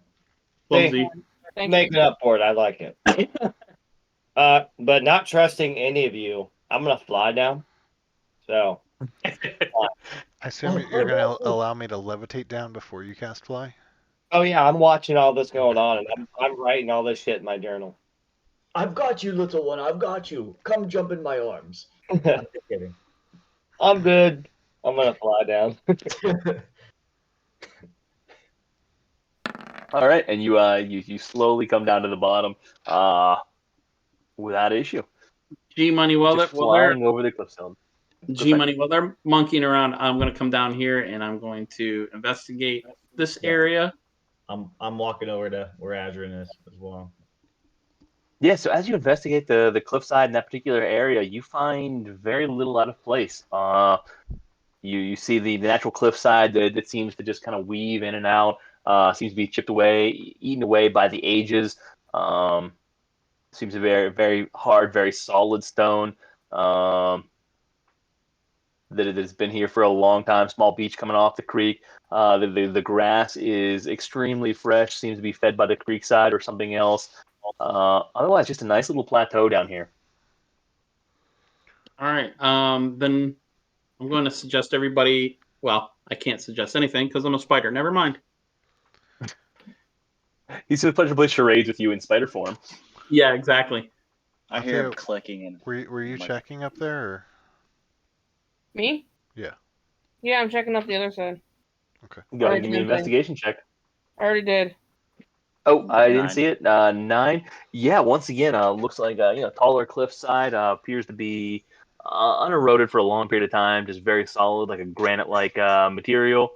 But otherwise unimpeded. Everything there appears pretty solid across the board. Just a protected little inlet. Emmerich jumps across the river to check out the other side. All right, give me perception. Oh, I accidentally rolled disadvantage, but still. 8 or 20. 20. Dirty 20. Okay. Yeah, taking a look around, everything looks fairly normal as you glance across this this glade, this small little bay off of the creek, this little protected nook on the other side. You don't see anything that stands out.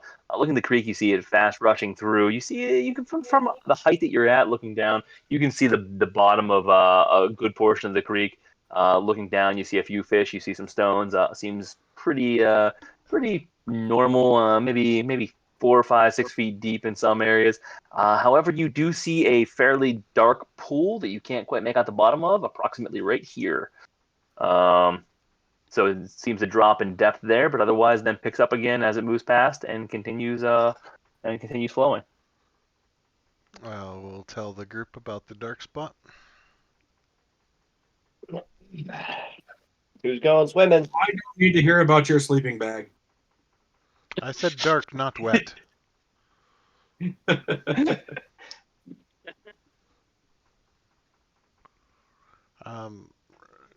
Can we communicate to Adrin in any way? Like, I assume he doesn't understand us in spider No, I can form? understand. He can understand you. He just can't communicate back. Oh, Yeah, nice. Yeah. So then I will suggest that maybe he turns into some sort of swimming creature to go in there. I believe they call that a fish. Yeah, It could be an alligator. Real quick before I do that, I'm going to search this area. Well, it wasn't showing up as it's loading. Let me. One second. Okay, re-indicate that area. Where are you searching, Adrian? Or hold on. Top right. Spider wolf. Oh, Anarch's gonna point out where he was then while he's doing that. Yeah. Give me one. Oh yeah, no, and that's similar to the area Althea searched. Once again, seeing nothing of unique note in that particular area. Just a raw cliffside that has been eaten away over the years and eroded. Otherwise, all very standard. Nothing stands out whatsoever. All right, then I'll take note of what Amrock was saying, and where did you say that was at, Carl? Where did you see? Okay.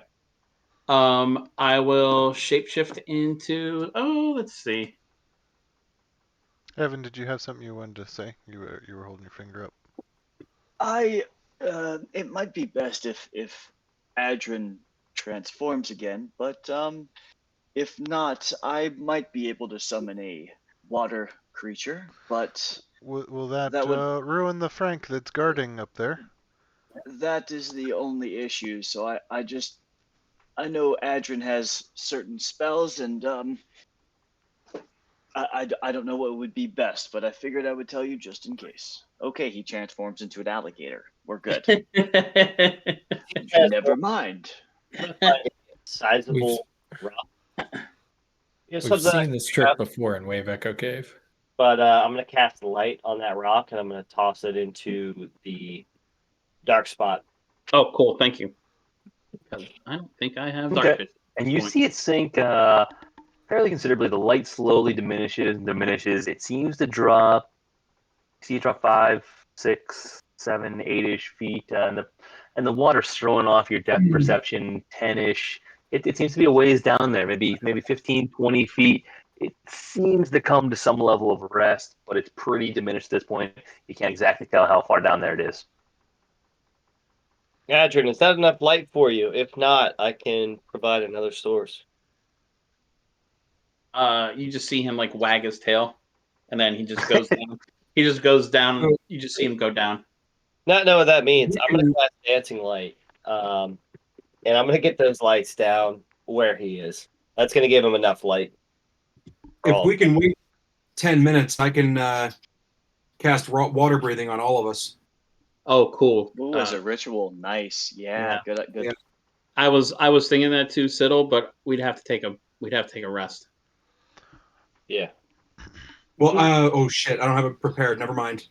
Well, as a ritual, you would need to have it prepared. Oh, perfect. Okay. In your spell. Yeah, as a wizard, you're good. Okay, yeah, it's in my spell book. I just don't have it prepared. So, Yep, and that's the beauty of that spell or of Yeah. rituals. Yeah, for a wizard. Yep.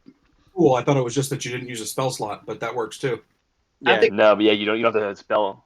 You don't have prepared either. Okay. we're pretty good though. I mean, we should have enough light and as a crocodile or an alligator. Well, Croc- for us all to get down there, if we needed to, water breathing will be good. when we need to. Yeah. So I'm going down. Alrighty. Do I? How far can I go down?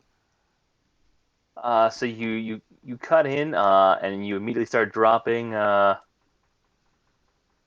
5, 10, 15 feet. And as you cross that 10-foot threshold, you see that not only is the bottom about 10, 15 feet below you, but you see it actually elbows underneath, and a tunnel under the water forms into the cliffside that Amrook was standing on to the southern side, and cuts off a little bit further than you can tell. You see it go into the darkness, at least 20 feet in there, more further than you can see though immediately. Do you want to follow it? I'm going to swim up and find that rock that that Warwick cast light on. Scoop Okay.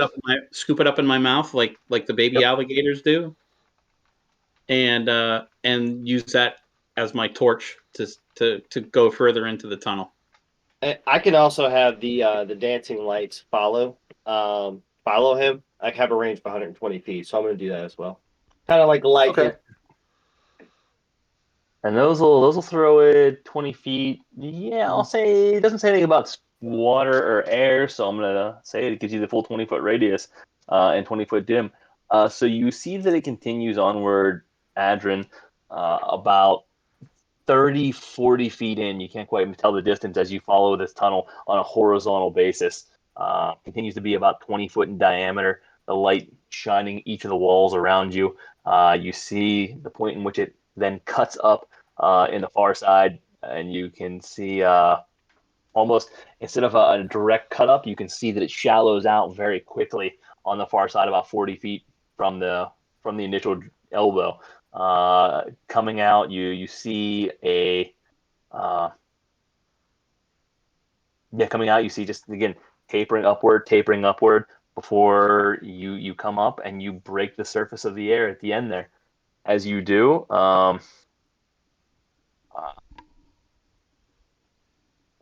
you see a small room directly around you. You come up, there's a waterfall to your right that seems to be a source of water coming into this small channel. There's a kind of a gravel beach directly in front of you, this cavern that sits about 30 feet tall above the water line. It sits directly in front of you. You see where the cavern behind you tapers off. The tavern in front of you is, let me give you some dimensions here. That you pop up in. It's about 90 feet long by 120 feet wide, 30 feet tall ceilings. There is a small branch tunnel that is 25 foot wide or so that breaks off immediately to your left. There's also another small 15-foot tunnel that breaks off directly in front of you and makes an elbow, so you can't quite see much from either of those right off the bat. And this area appears to be empty. I'm going to swim back, come back through, go down, come back up, and surface. And who's on the front on the beach there. I'm just going to come up to Grizz, and I'm going to come up behind him and kind of push him, trying to push him towards the water. I'd be like, oh, he's okay. I think Adrin is trying to tell us that we should go in the water here. Siddle, you had mentioned about water breathing. That probably is a good idea. I'm gonna look at Adrin and just say, I think Siddle has to do a ritual or some wizardry, but we'll be there. Before we go, maybe we should secure our friend up top a little better. We could we could not give him water breathing and take him with us.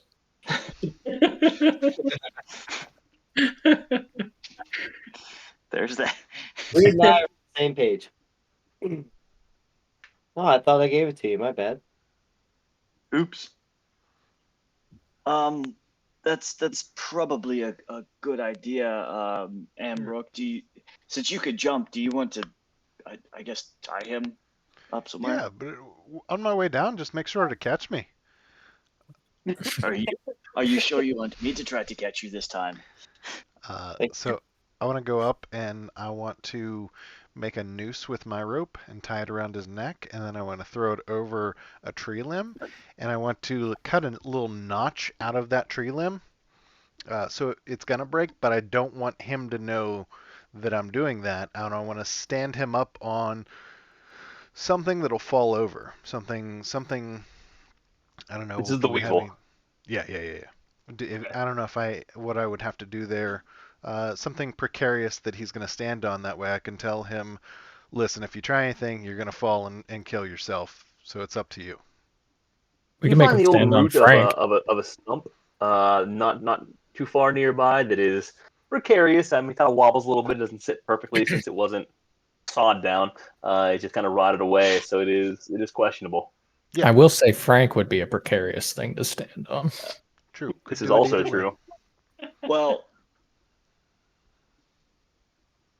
So either way, yeah. I want him to think that if he fucks up and falls, he's going to hang himself. But really, that branch is just going to break.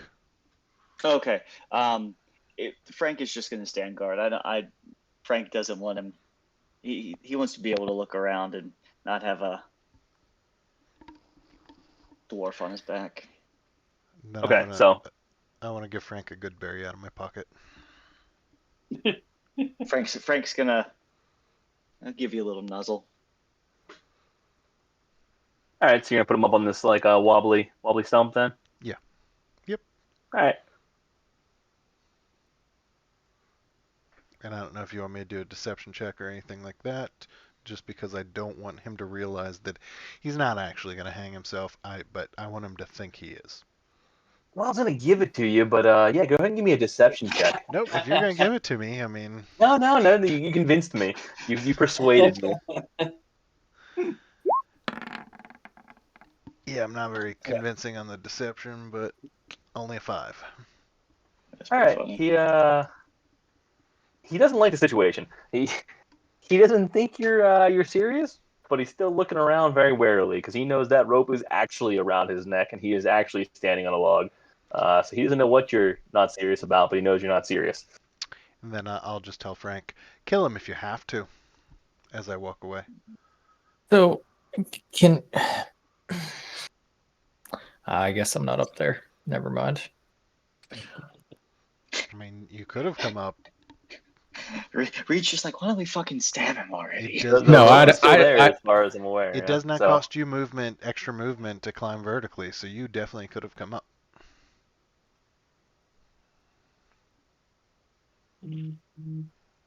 What you do up there, buddy? You know, the usual. Just tried to make him think that if he tried to run, he would kill himself. Only think. Well, I don't think we should go about killing him. Well, we wouldn't be killing him.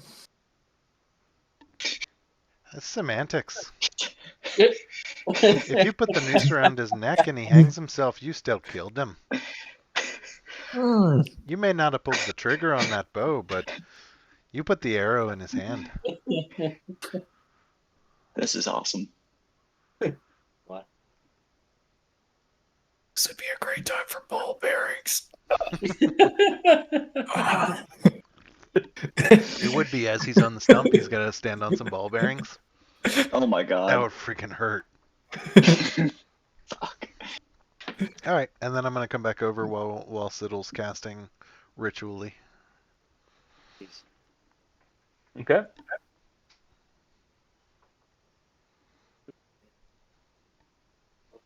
And you guys are gonna hang out while he's doing the ritual casting then? Some of us hanging more than others. Uh, Just wait for you to like stab him in one place where he slowly bleeds and then he just dies. Oh no, I was gonna see. I forgot that he was still up top. I was gonna move it to an actual branch that wouldn't break. Yeah, I like it. Shit. That's awesome. Because I was But you're not heading up then? You're staying down below? nah, I trust him. All right. Are we swimming? Not the Weeble, but Amrook. Yeah, so while this is going on, anything else you guys want to do while Siddle's preparing the ritual casting?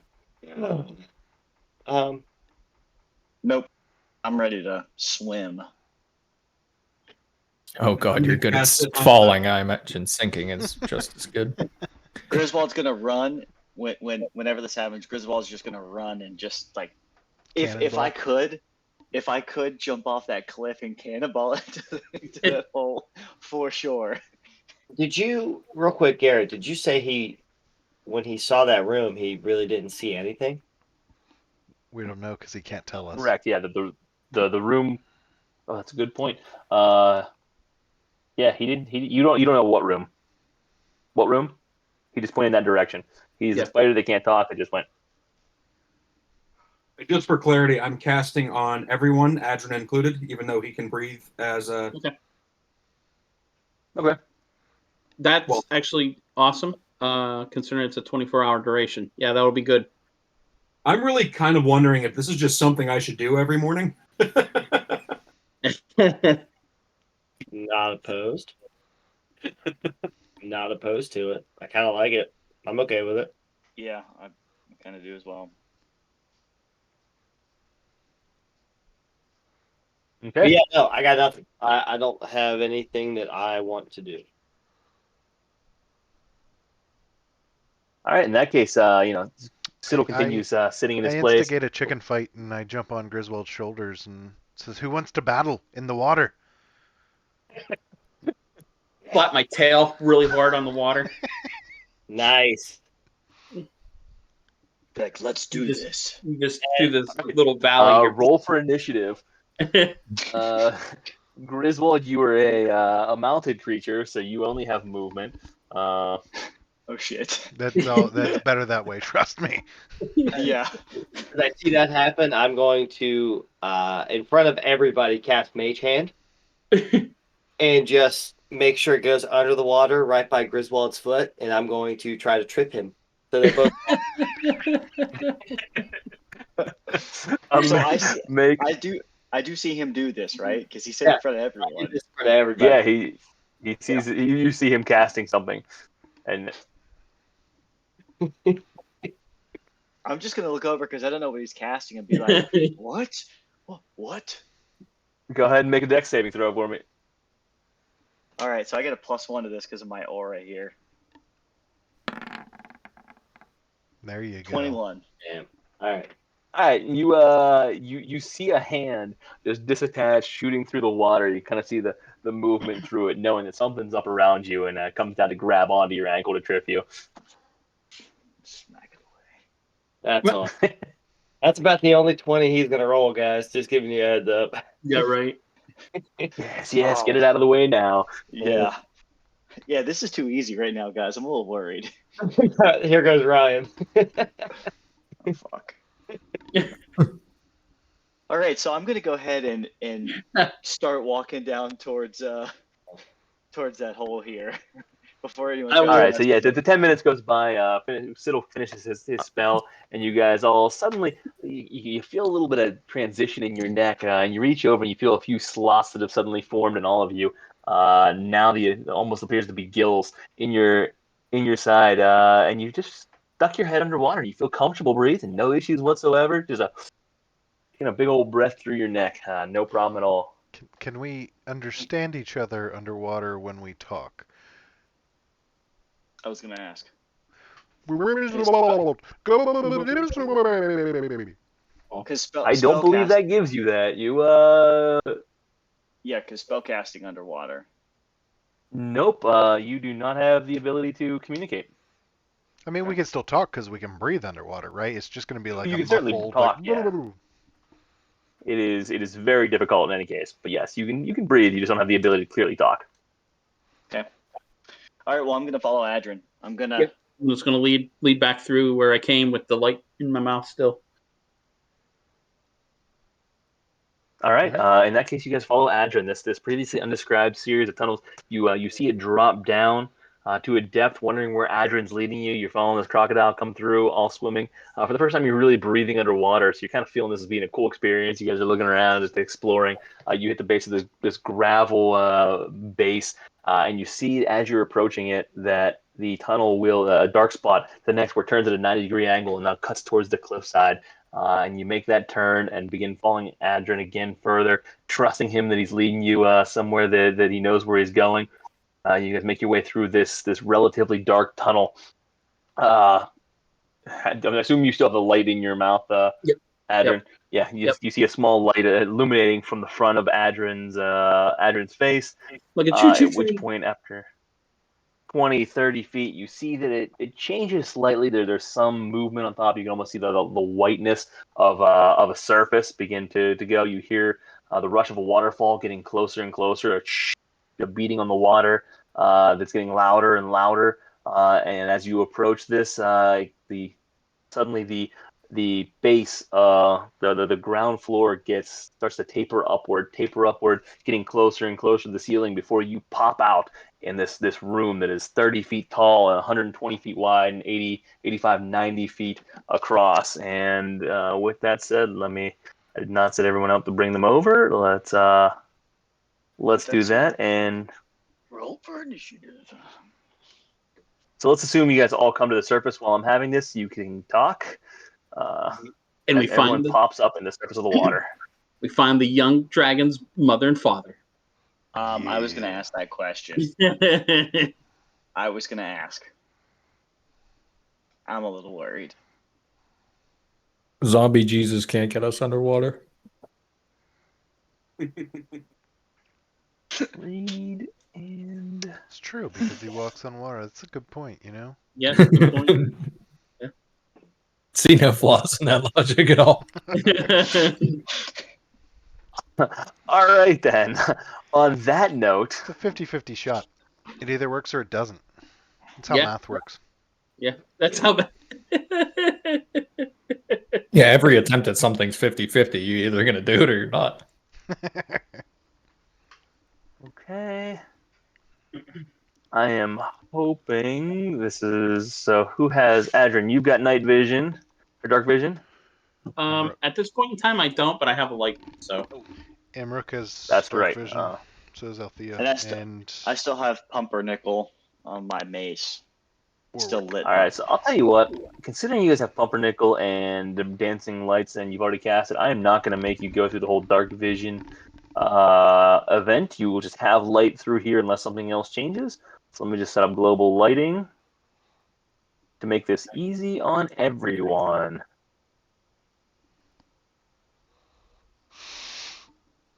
Okay, save changes. Good, bringing everybody over. Let's see if this works. Oh shit, I'm a little worried. Dragon right there. 3. I'm just letting all of you know I may be a meat shield. If there's 3 dragons, I'm swimming back the other way. Don't even care. All right. Does everyone have visibility to the room? Yep. Mm-hmm. Anybody not? No. It is I You got to scroll Black. down. You got to Just scroll scroll down. down. Guys, Scroll at out. the bottom. No, I still don't have. Scroll out. Zoom out. I zoomed. Yeah, I'm zoomed out. Really black. Okay, Same. hold on. There. Who else does not have visibility? All right, we're good. We're good. Althea. I don't see anything. All right. Lights turn on for you, Althea. No. Oh wait, there it is. Okay, and Warwick, where are you hiding? There you are. Let me turn you on, Warwick. Oh, You always In more ways than one. Doesn't take much. always do. You damn right. Okay. Come on. And hold on before anybody else moves around while I get everyone situated. My whole screen just went black, so Wait, your screen went black? like my entire screen just went. Oh, that I can't help. However, I do have a few IT people on the line that can help out. Warwick, you should have visibility now. I'm good. is it plugged in? Okay. Have you What? tried turning it off and turning it back on? Do Exactly. you watch the IT crowd? Is that... Such a good show. I didn't think I'd appreciate it not being in the field, but still a great show. You Yeah, know what? that's something I got to start watching. The first like 2 seasons I could not get into, but I pushed through, and then it starts to grow on you. Agreed. That's where I was. I wasn't impressed in the first one, but I was bored enough to continue. They found their As I stride. come up on shore, I'd like to investigate that tree that's right there, hanging by the waterfall. It looks like. I rolled for a 13. Yes. The tree hanging over. As a 13, you approached it, and it appears to be a pretty old tree. Nothing special about it. Has just grown in a very unlikely place. Moss over it, nearly dead, somehow hanging alive. Likely that has somehow been maintained from some magical means, but nothing unique about it whatsoever. Hey, G Money, do the what is it? Shift click Is that what it is now? Mm-hmm. or is it control click? I can't remember which one it is. Shift, I think. And when it did shift, did it come and pull everyone down? It Yeah, pulled it me did. there. Yeah. Yep. Yeah. Yep. Okay. Pulled me. How about Everyone good? Can you see anything now? Loading. Who So. can't see? Oh, Ashley, are you still blind? Well, it's reloading this whole thing. I reloaded roll 20. Okay, you can see Now I you can feel see like your it's browser broke, though so now. we'll see. Okay, take a minute. So I'll describe the room while you're redoing that, and before anyone moves. So you pop out in this room, and you see the waterfall off the right hand side bleeding out. It's a very small opening. It's almost peeking out of a crack. It's only a foot large, so almost bleeding out of the walls, dropping about 10 feet into this particular area. And the water seems to be not only rushing across from the waterfall source, but also kind of flowing in and out from this exit. So this isn't the source of this water, just another way of filling in a tributary into the creek. So a light flow outward, and you felt that as you were flowing against the current coming in. This particular room is 120 feet wide, 85 feet tall, up and down, 30 feet tall. You see a small over in this northwestern area, a small taper of rock that kind of approaches the ceiling a little bit. So just the floor rises, nothing special. You have some rubble that's fallen out from there, but otherwise completely empty. Though the walls are wet just from misting from the waterfall over time, wet and slippery. The floor is solid stone for the most part, with some light stone over it. Give me an investigation. You know what? Everyone's going to do it, and you're going to do well. With that said, as you're looking, you see that there's actually a decent amount of movement between this water bed and this particular cavern. You can see some stones have been pulled up. It seems to be a fairly used trail at one point or another between those two. But otherwise, the room is undisturbed. Your confidence in us after we've rolled like 6 nat ones today.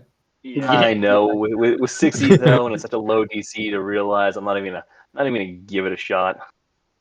It seems like up ahead it's heavily moved. Do we want to go up that way, or do we want to go to the left here? I mean, I don't think we should split the party. That would probably be a bad idea. G Money, I'm going to go into this waterfall. Is there anything behind this waterfall? And you could be on the waterfall. Give me an investigation. Good call. Hold up. Character sheet's coming up.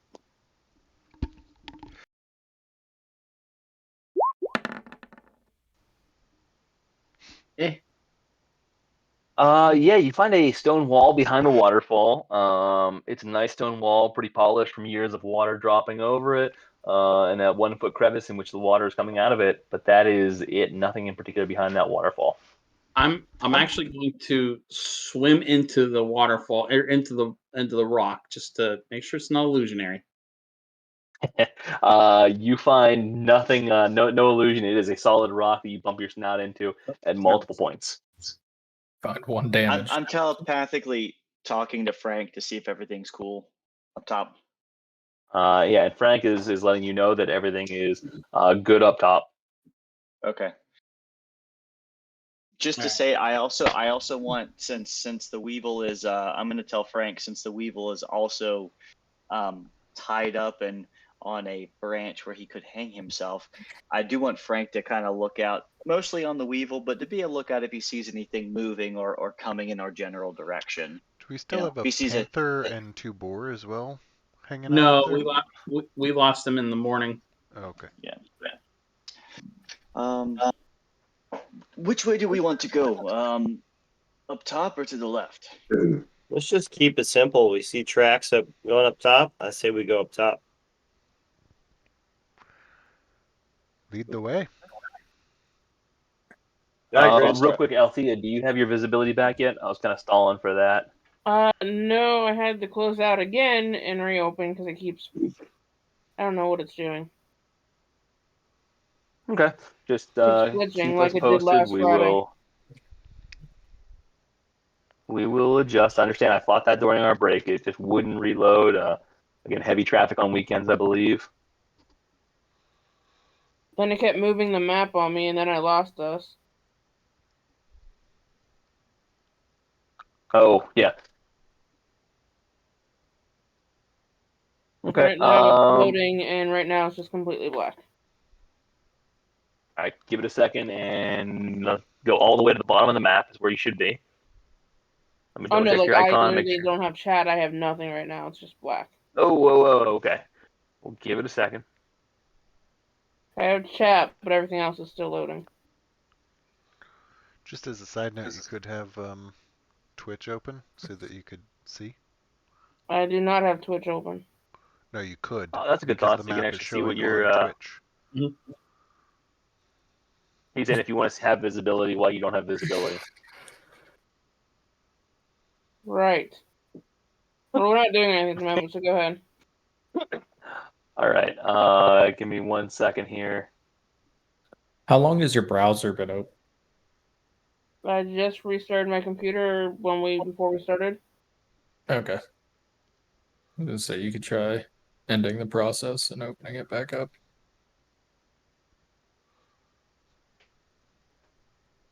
Probably won't help, but it might. No, I think Chrome and Edge both cache it, so it wouldn't matter. You'd have to clear the cache if you want to change that.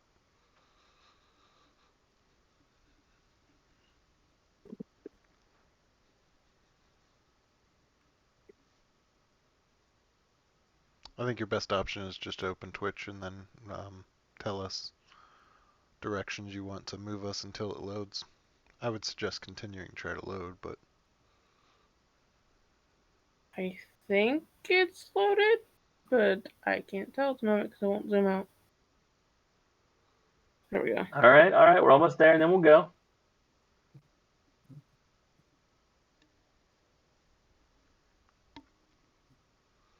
Wow, is it glitchy?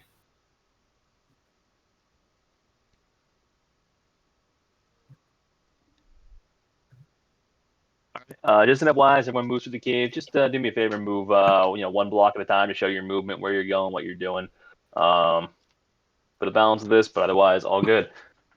So with Althea, as you're loading up, Althea, we'll just wait. Let us know if you do get visual, if you got to restart again, and I'll keep an eye on your icon. But for the rest of the group, you move through. I'll assume you're hanging in the back and keeping an eye on everybody. I will move you for them so you're not completely lost. As you guys move north. Apparently looking at mushrooms. All right. Hey, that's good. You see mushrooms. Lots of mushrooms. Okay, so Grizz taking the lead as you make your way through, and this small 15-foot wide chamber, again, appears to be fairly heavily used. Wraps around a 90-degree corner. Again, the walls are still slimy, the ground's solid. You're cautious with your stepping. I would say it is difficult terrain. You're tough to get a foothold right here without, you're kind of going 2 steps forward, 1 step back as you're sliding. So it is difficult all the way through here. So call it difficult terrain until you hit the mushrooms with a wet before it begins to phase out. But you make your way around the corner, and all appears quiet. Who is behind you? Siddle. Siddle following up closely. I'm gonna look back at the group Healthy. and say, it looks like there's some mushrooms up ahead, quite large. I don't see anything else, but just as an FYI, kind of letting them know what I'm doing. There's a plumber up there Okay. too. What's that? Yes. It's me, the Mario. And the me, Luigi. Do do do do do do. Oh, that's not public domain. Oh, And we're banned. yeah. Sorry, guys. I think you get 3 copyright strikes with Twitch now. I think they changed it. You get 3 strikes. Sorry, I wasn't singing that. I was singing Inagata La Vida. I don't know if that makes See it the- any better. Yeah. Did you see the video of the dude that real- goes? What? That goes, my Right, door right. sounds like Yoshi. He goes, No. hey, I'm a fucking lizard. Garrett, are you able to center me? Because I think I see monsters. Found Griswold. Where are you? Hold on. She's down I by the had water Griswold, still. now I lost him again. Where do you see? Hold on. Oh, there they are. Okay. Oh yes, you do just you guys did see? you just change something? I can now get a visual of like the gray scale behind the darkness. Yeah. Nope, shouldn't have, other than it's glitching at the moment. I'm Roll getting a 20 just went unresponsive for me. Quick All right, look of nobody all look. the map right now. No, I'm circling it, so it's on recording. We can go back and look. All right, it's no longer off for me. What the heck? All right, guys, I think I covered the whole map. Go back on the Twitch recording. Somebody clip it. I got it. No. I gave up. I'll hold on moving and G until you say we're good. Yeah, hold off 1 second here. And it's still the new Nope. system. Everything transitioned to the new system. I moved them all over to the new. There are still some glitches here, and I can usually see what you guys see, but it just glitched out on me completely. Don't worry, our tank will run away before anything happens. Yeah, I might. He's gonna misty step Uh, back to where we came from. I can remember. I will. I want to misty step on the back of a dragon. That's what I want to do. Okay.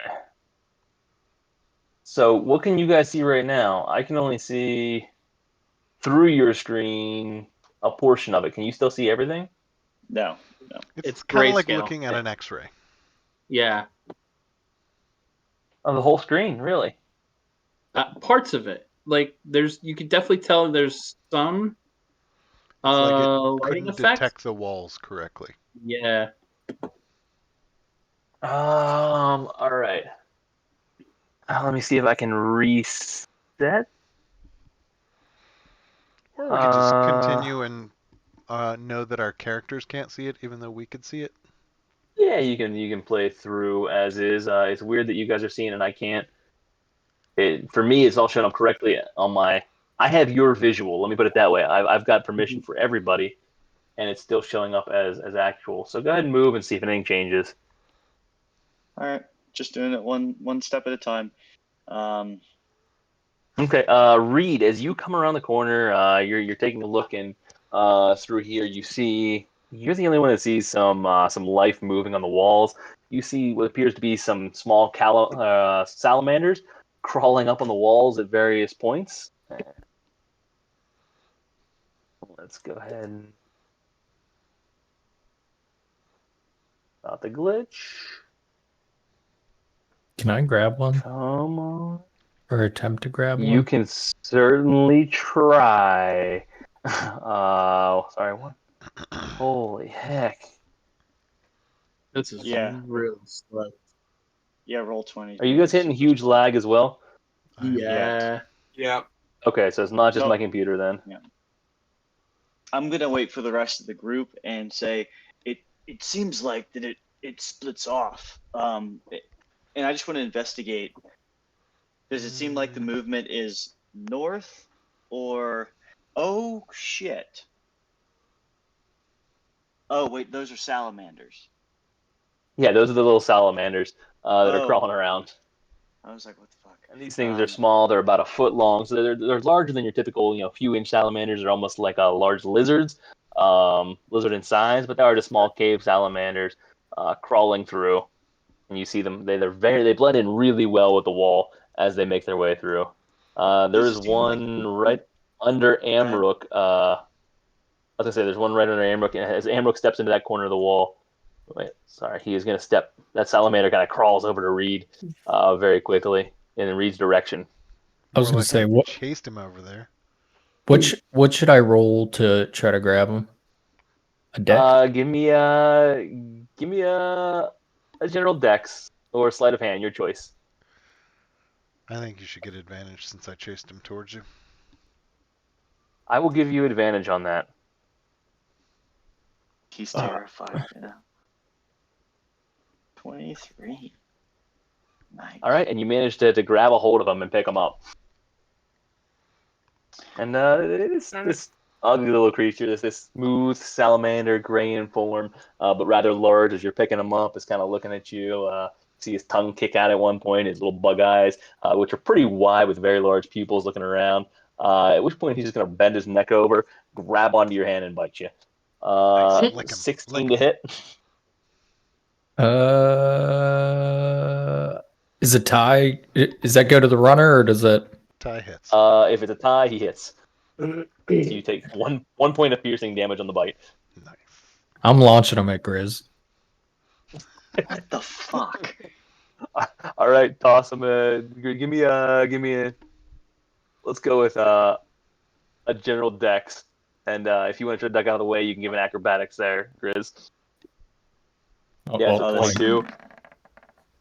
It Ooh, hits either way. 6. Don't worry about it. Yeah. Yeah, you hit, and it whaps Grizz, and as it does so, it attempts to bite and latch onto his ear, but does not do so. He's a bit stung from that, and he drops down to the ground, right at Grizz's, right below Grizz.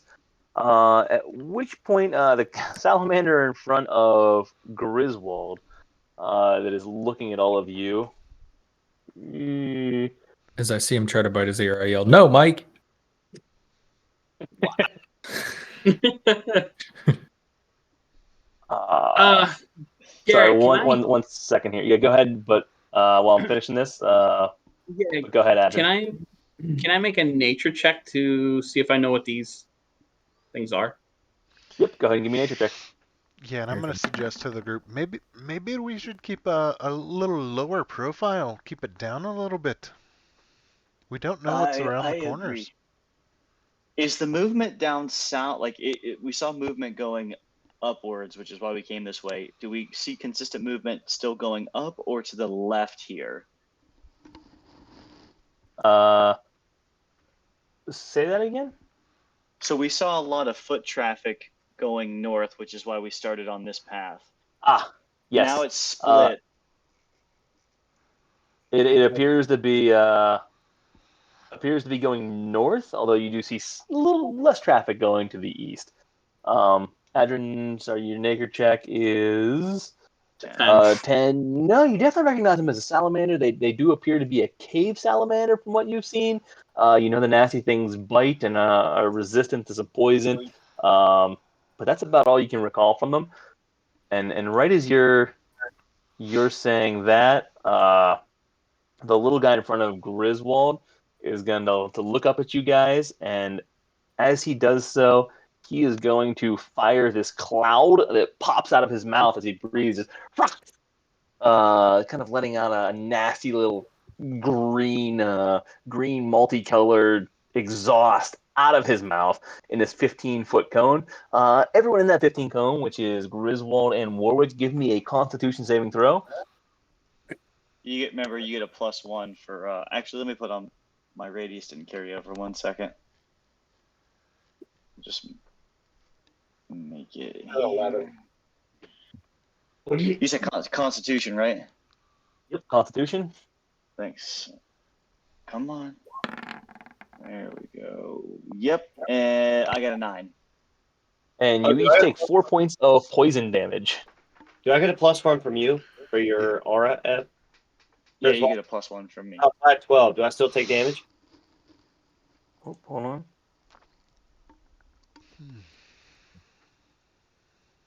Yes, you will still take damage. It still fails. That cloud slowly disperses. How much damage And did they you take? guys, 4 points of damage each. And that was a surprise round. Everyone roll for initiative. I was just about to ask if I could shoot him too. This is gonna be cute. Hold on, are we really fighting like 3 salamanders because you guys were fucking with them? I didn't do it. You I sure didn't are. do it. I did not mess with the salamander. Is it really surprising? Are we gonna act like we're surprised by this? I mean, that's just like saying you weren't surprised that Griswold was gonna kill somebody in the last one. Kind of the same thing. No, that's different. I don't. We all know how Griswold is. I would agree with that point. Yeah, like we should have expected it. Is what you're saying. We should expect the unexpected from both of you. Pretty much is all you're saying. Yeah. I didn't do it. No, I didn't no, do this one. totally good. You're totally good. Oh no, I'll take the blame for this one. Yeah, this Oh, one's okay. definitely. But to say to expect, 1, 2, 3. How about, oh, there's 5. Okay, we have 5. All right. All right. Siddle, I'll give you 150 gold pieces. You cast a fireball. Everybody. Just Wow, did we blaze it up, buddy. Althea, you're shit, back. Did we roll? we all We rolled all rolled 12s? like shit. We all rolled All like shit. roll for shit. All right. In that case, this little guy down below. Let's see. He is going to look around as well as he just flopped off of Hold on. Griswold's face. Oh. What's it Go ahead. that gives me advantage on initiative? Yeah. You should have a +1. Yes. +1 is different. Is for it everyone. advantage or +1? You have to look at I think the it's item. +1, right, Carl? I thought it was advantage. You should have it. Your hand axe. Pretty sure it's advantage. Hold on. Is it? Hold on. But Yeah. you want to tune to that though, Keegan. No, he I thought you- attuned No, to he it. did No, tune. he's good. I thought Yeah. it was unattuned. He mentioned it, and I told him that it's not going to hurt him because he's not going to Oh. replace it with another item. Got it. Okay. I have advantage on initiative. Can I re-roll? Yeah, roll again. Is that what it is? Advantage? Yeah. It is advantage. I just read it, and it's a +1 to damage as well. But that's if I Then actually. yeah, go ahead and I roll a second. apologize. And you can use those as throwing. So if you need a range weapon. I have a 20 at this point. Okay. Cool. Alrighty, let's take care of these 5 salamanders Okay. quick and So Warwick, you get to go first then This is with just your reroll. fucked up. Oh god, I love it. Okay, so I am going to not use any You of guys this. haven't fought anything that wasn't a big old bad in a while. I figured I'd throw some little shit at you. Yeah. I'm going to use my rapier. Okay. On the guy in front of me. This one right here. One directly to the north of you. Okay. Yeah. So did I do that right? I just clicked on the rapier. So it's a 16 hit. You 5 did. piercing, right? Yep. And as you take your rapier and you just stab it down to this little thing, you manage to catch it right in the torso-ish of what you would call this lizard-like creature. So you do connect, and for 5 points of damage, you just hear a little come out of him. Really don't see a health bar. What? All right. That is going to end my turn. All right, and as you do so, this one that you just peered out, he let up that squeak, and then he looked pissed off. He is going to stay where he is, and you're going to see him open his little mouth and just let out this little as well. And he is going to fire also a small poisonous gas cloud in this direction. Everyone give me, so Adrin, Siddle, and Amro, give me a Constitution saving throw. Oh, is this Constitution on the crocodile?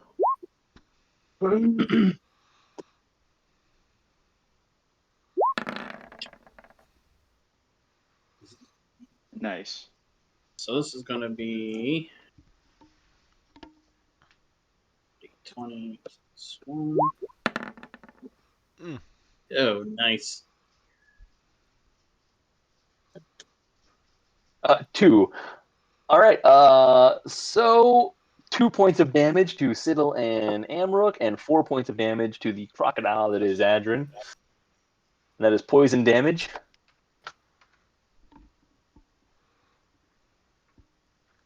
Would that all hit? Me? You, Amrook, and Siddle. And I took 4. You did. And everybody else takes half.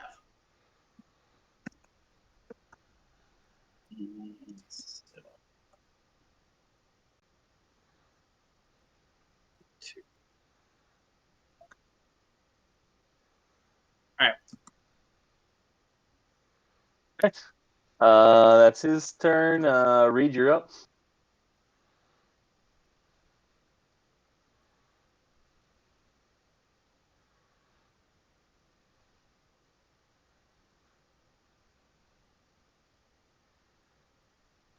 Gonna attempt to shoot this one with a long bow or short bow. Sorry. All right. Go for it.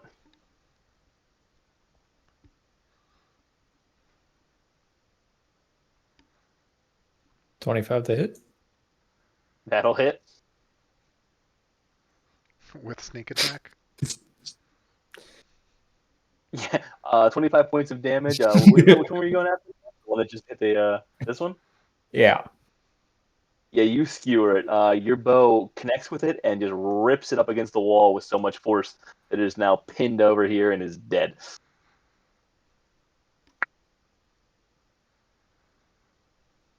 Sneak attack might have been a little much, but A bit. All right. he Any needed to movement? learn he was used for comedic effect and not to start shit. I'm gonna move 5 and then that's it. All right. He's gonna.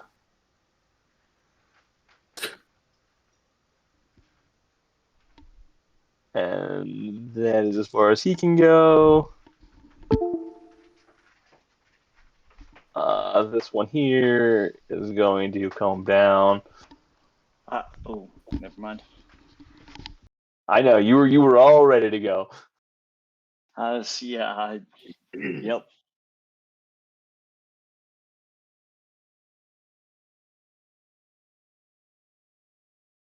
Oh wait, he is. I have to. Yes. Okay. You see him begin to open his mouth again. Hold on, I gotta set the location. That's 15. He's gonna fire that. So Warwick, Adrian, Siddle, give me a Constitution saving throw.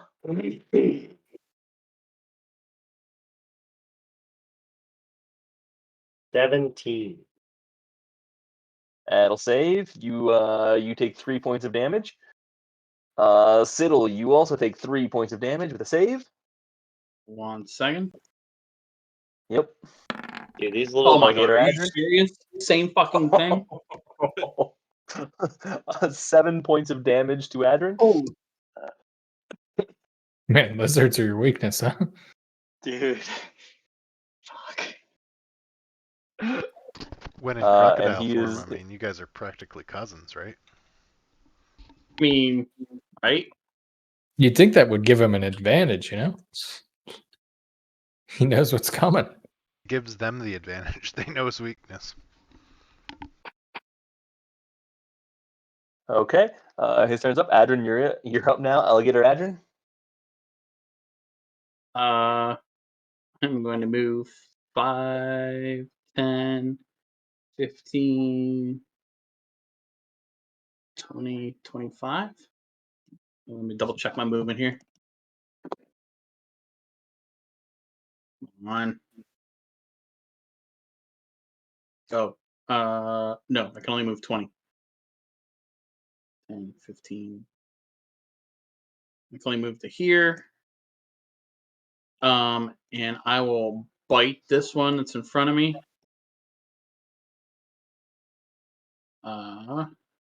Son of a bee. I closed that. Do I have... Oh, hold on. I might have this on my character sheet. Yes. Crocodile bite. Woohoo! That will hit. Nice. Yeah, 12 points of damage. You bite into him and you hear as you split him in half. With the strength of your teeth gone. You got two pieces of salamander now. Is that the one that What? just attacked us? It is, yep. Okay.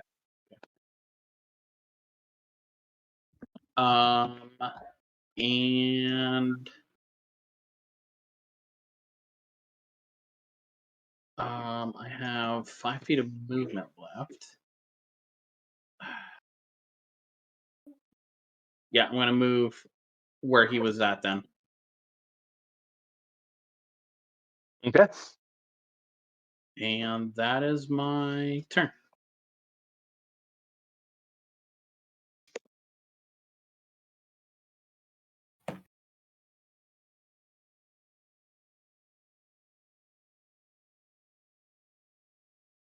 Hey, real quick, do you guys still have visibility of the entire map? Whatever you just No. did No. turned it off.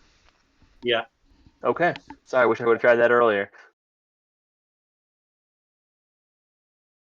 We'll go back to explorer mode someday. So what you saw as the X-ray is what the future will be for areas that you have already explored. Okay, so that good, way you good, still have a yeah. remnant of where you've been.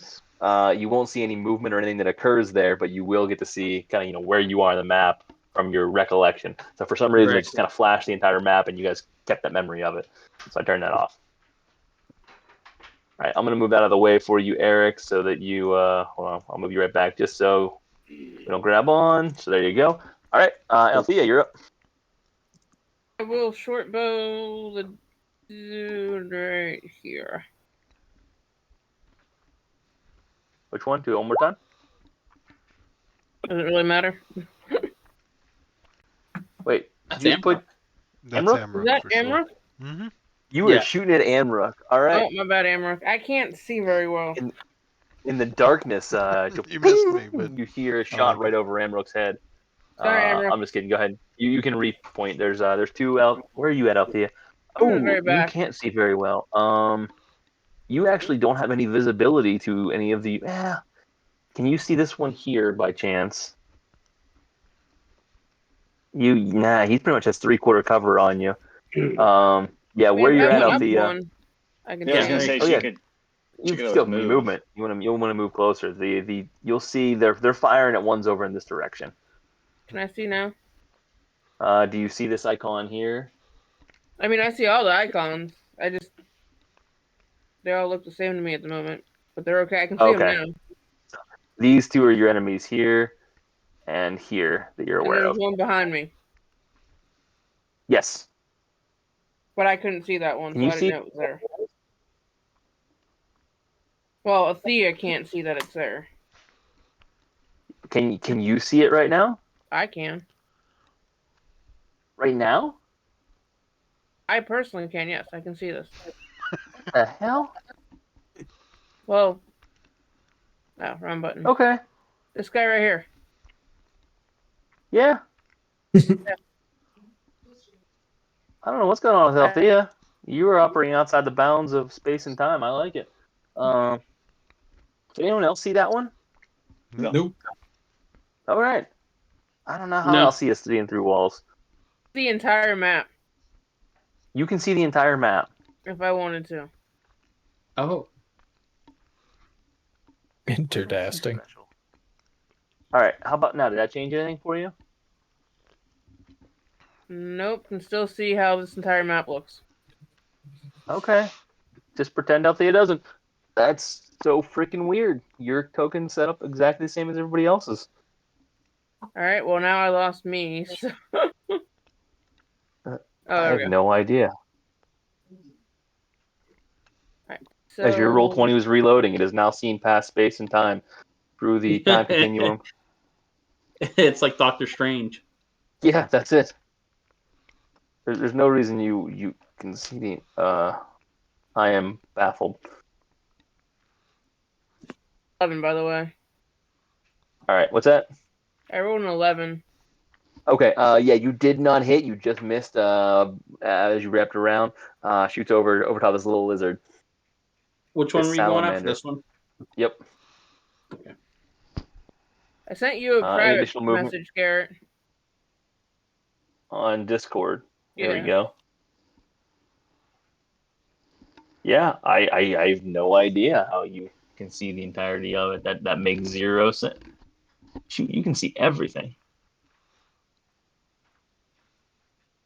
I'm behaving. Yeah, I give up. I know. Beats me. I try to behave because I'm used to it with Nate's game, but Yeah, but I appreciate it. Still, it doesn't make sense to me. I hate the glitches. I like the surprises instead. That's all yeah, right. I I'm got a just few up my happy that sleeve. my map didn't glitch when I zoomed in and out. True. But since I missed, I'm All just right. gonna hang out where I'm at. And why All am I right. in the yellow square? Because your turn's up. You're looking at it from. You're hovering over the turn order. My bad. Never done that All right, before. Siddle, you're up. All right. I'm going to cast Firebolt on this dude. Okay. There we go. 13 to hit, 12 if it does. That will hit him with 12 points of damage. You light this thing up, and he just. You see nothing but charcoal and ash left in his spot. You see ash just slowly falls down from where this burst of fire was. That was this one here, right? That is correct. Yep. And he is no longer in existence. Perfect. That will conclude my turn. All right. Althea, do you have vision of the entire map still? Yes. And Amrook, you were up. Really? Yes. You Same shouldn't picture see I sent you, anything. except now I keep losing my character every time I do that. Still see I've that one turned off behind all us. vision. You should not see a thing. You should be blind as a bat. I should see some stuff. I have night vision. Dark vision, whatever. All right. Anyways, Amrook, you're up. All right, That's gonna bother me. throw on Stormbreaker. It hits, comes back to me. Throw it again. 21 to hit for first throw, 5 damage, and then 10 to hit on the second one. First one will hit. 5 points of damage. You said. Slicing through him, you put a little gash in this small thing. You can now see its health bar on this one. Just set him up for Grizz.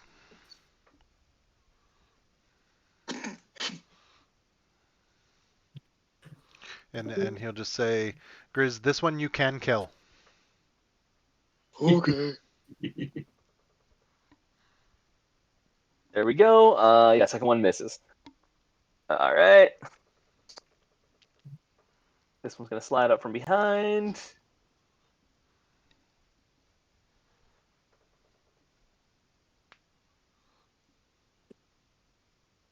He's gonna come to here, and you just hear that little again. And he's gonna fire the cone. Let's rotate it around.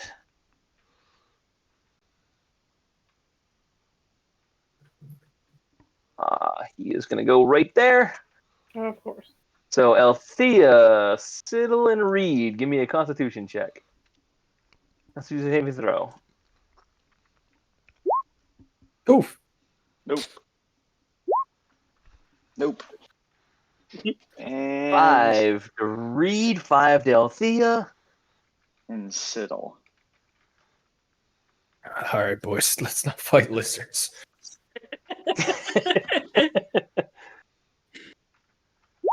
Garrett, did you say 5? Yeah. Yep, 5 points. poison damage to each of you on the failed saves. And his turn is over. Griswold, you're up. Alrighty. Smacking him. 25, 10 points if it does, and I'm pretty sure that kills him. That hits and that does kill. You just come down with the Morning Star, and essentially you see a splatter in all directions, just squished, gone. I'm gonna look back and say, "Killed him." So Mark it down. First kill for Grizz.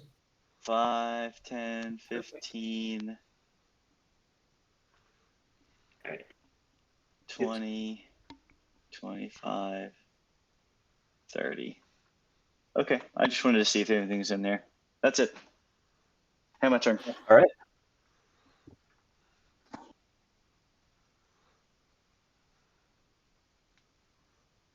And Warwick, you're up. He looks like he just stepped away. Why the Oh, I do want to say Croc Paper Lizards. That might be another good title for this one.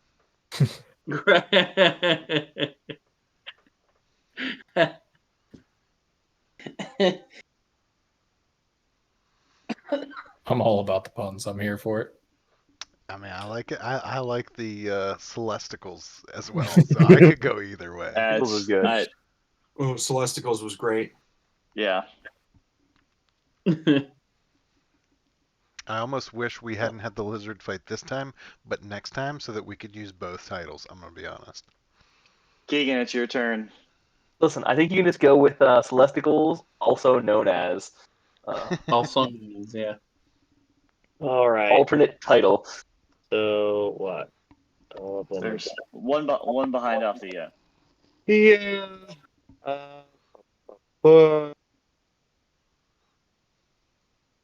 Just for kicks and gigs. Where the hell did it go? Yeah. Oh, that's not gonna hit. Maybe it will. I don't know. But I'm That gonna will not hit.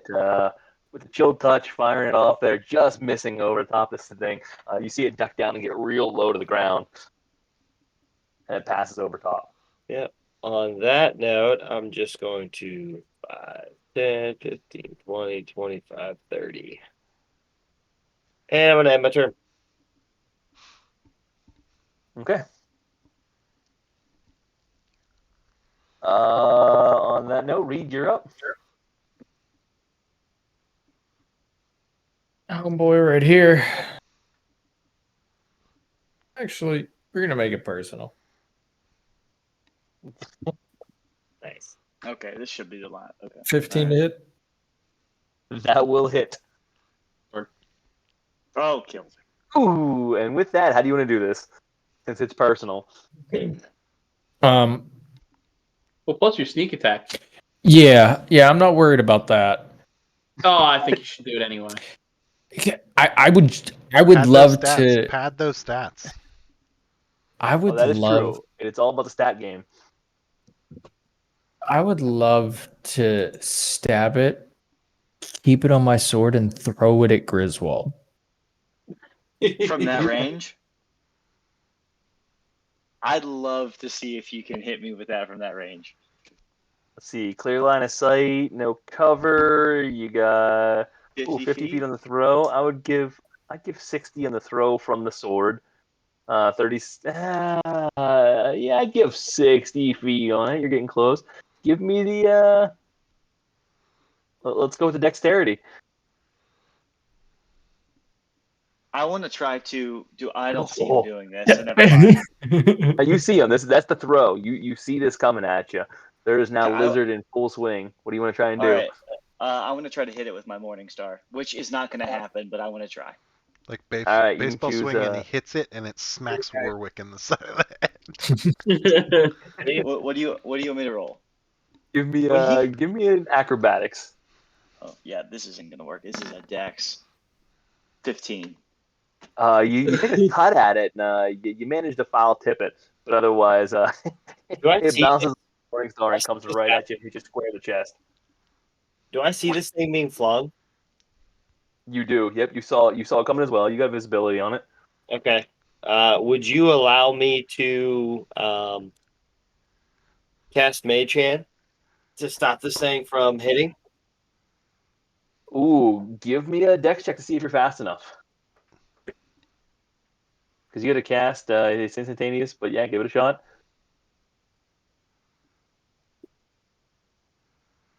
And you create Mage Hand and you rip out there and you try, but you're not quite fast enough as the lizard flies by your hand, foul tip by the Morning Star, splats onto Griswold's chest armor. Yeah. You guys are top of initiative. You've got some guts dropping down your chest here. So I'm much just for gonna keeping wipe- a low profile. Yeah, I'm gonna wipe that off, and I'm just gonna keep moving forward. I like it. All right, you guys have escaped the deadly cave salamanders and begin once again moving to the north. I like it. Hardest enemy yet. And you guys ignore the room to the east. You see it's a fairly empty room from what you can tell. Not much to it. And approach this room that's just covered in this fungi growth. The floor seems to be covered with some light mold growth. There are various mushrooms every step of the way. The image doesn't do it justice. Basically, every inch of this entire room is covered with fungi and mushroom in one form or another. You see just drops of water coming down from the ceiling. Droop, droop, that seems to be feeding this particular area. And just causing this mushroom growth. Can I grab the giving him a lizard that's stuck to the wall, and I'm gonna chuck him as far as I can up this way towards these mushrooms. Okay, you're chucking them at the mushrooms then? Yeah. Yep. But I want to get the farthest away mushrooms. Got it. And then what were you doing while this is happening? I saw you doing something there, Adrian. Just catching Yeah, everything at the I'm same time. just taking a look, seeing if there's anything, looking around, seeing if there's anything hiding or anything out of the ordinary, anything weird with the mushrooms. Yeah. Just a general look. Yeah. So real quick, I'm gonna describe that, and then as you carries over to the fling that Ammo just did. So as you look around the room, these mushrooms are not any that you recognize in general. And there's a variety of different types that are growth, different sizes. Some that are almost 5 feet in diameter and sitting a couple feet tall, versus some that are a large number of very small ones blanketing the floor. Seems to be just living off of the drops of water coming off the ceiling. But certainly not any that you recognize and none that you've ever eaten before in your life. Not one that you would particularly trust as far as the room goes. And then as you're eyeing them up, you chuck this off in the far distance, Amrook, and you see as you hit a mushroom, you see it suddenly just kind of puff off in the distance. A cloud of smoke goes in a 20-foot radius around them, spreads and just kind of dissipates from there. How high is the ceiling? 30 feet. The tallest mushroom you see is only about 2 feet tall, so it's kind of a blanket on the floor. Otherwise, it's pretty open, and there's nothing on the walls that are growing around you. I jump across. Maybe I'll step across and hold my breath, and so no one else steps on the mushrooms. I'll make a path. All right. Go ahead. Can they be before you do? Hold on. Before you do that, what was that, Warwick? Could Hittle maybe cast Firebolt or something of that nature to maybe burn us a path? He can certainly try. I don't know. Just a suggestion. I don't know. Yeah, I'll try a few firebolts. Hope it's not flammable. Just don't know if they're poisonous or not. Don't want you to get nothing like starting a fire in a cave. Yep. Yeah.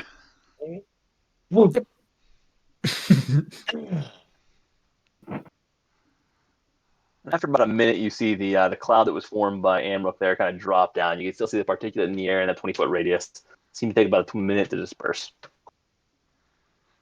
All right, Grace, totally up to you, man. If you want to walk through it, by all means. I just don't want you to get poisoned, that's all. I'm going to walk across. I'm going to hold my breath and walk Real quick, across. it looked like Siddle was casting Firebolt first. I saw that kick out. Oh, yeah. Now that is just towards a single creature, right? Yes. What firebolt so would typically be. yeah. So a single 5-foot square. Yeah. That could take a Yeah, while. so I would say you miss. You do hit a single 5-foot square, starting kind of right off the bat here, Yeah. lighting this one up, and you see it burn off in all directions. The echoes through the cave as the fire lights it up, and that is now void of any mushrooms in that particular square. But the remnants of the mist still sit in the air for about a minute before they slowly settle out. Well, shall I just burn us a path then? Help! I have firebolt. Is Thank- that going to? I'm gonna look back at the group and say, yes, but is that going to? If something's in this cave, is that going to make our presence known? Yeah, if it's causing a loud noise, yeah, I think you So and it is similar, if not quieter, than the screeching of the salamanders previously that echoed through the caverns.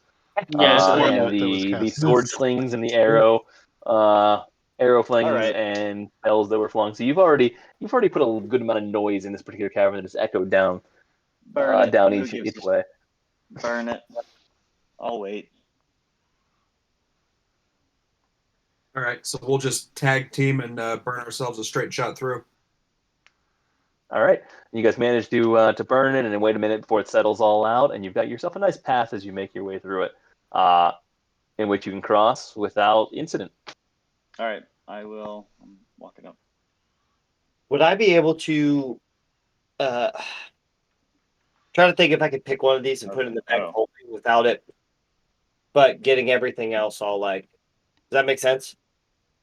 Yes, you want to try to very carefully take one off without damaging it. Yeah, if I cast Mage Hand and pick this thing up and put it in the bag of holding, is it gonna like mess everything else up though? I want to safely transport one of these back and get it investigated just out of my own curiosity. But if we can't do it, we can't do it.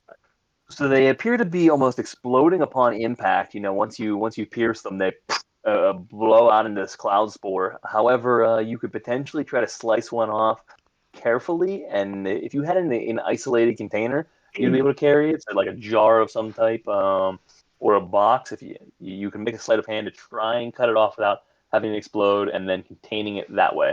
Nah, I'm not gonna risk it. We're good. We'll keep plowing forward. All right, never mind. All right. Is this a? This isn't a door right here, is it? No, that's the wall. Okay. Oh, okay. It's okay. All right. I'm gonna keep moving around. Oh, I guess I gotta move up here. Yeah, sorry. It's the way I cut it off. That's the wall continues through there. And you wrap around, and this tunnel comes and loops around. You see it's nearly completely empty, quite dark in the back, but just comes to a dead end.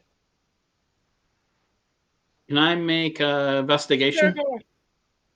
You can. I wanna tap the wall just to see if it's an illusion. Yep, and you tap the wall, and it is solid. You hear tung tung as it makes its way around. Adrian, you were up there investigating as an alligator, and taking a look. It appears to be solid wall. You see nothing, no crevices, no methods to get through there. Nothing out of the ordinary.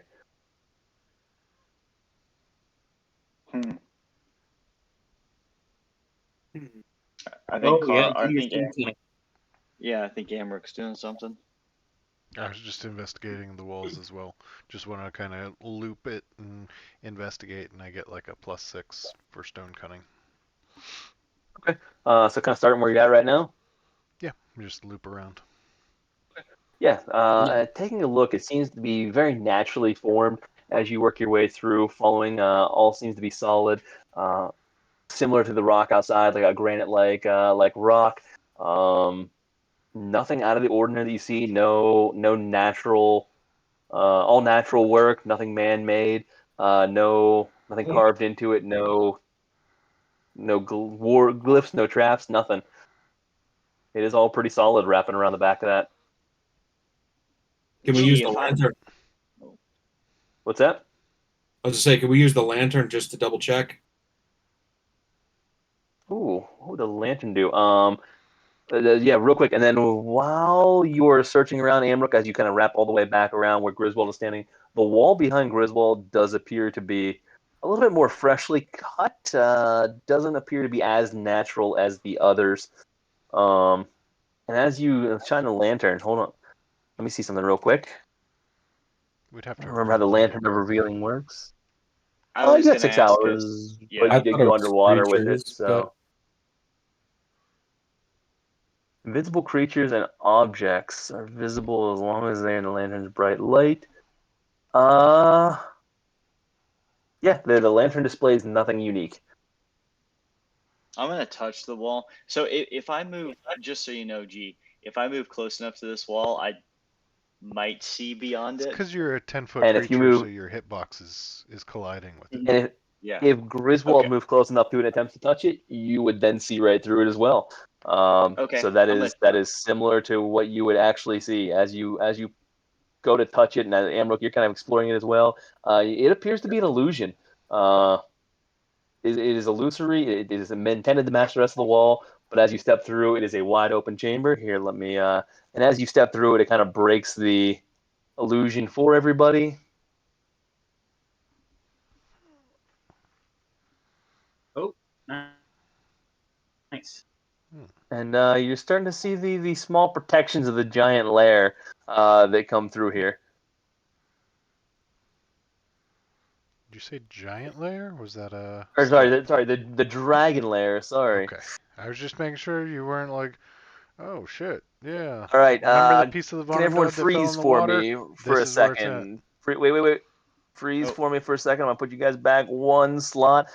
So as Warwick and Amrook were Griswold, we're both no running Warwick. I saw you where you were. You left ahead of Griswold there. So this was the position in which I called it. As you guys go, Warwick wrapping around Griswold and going a step. You step over Griswold as you look down what appears to be some type of glyph carved into the floor.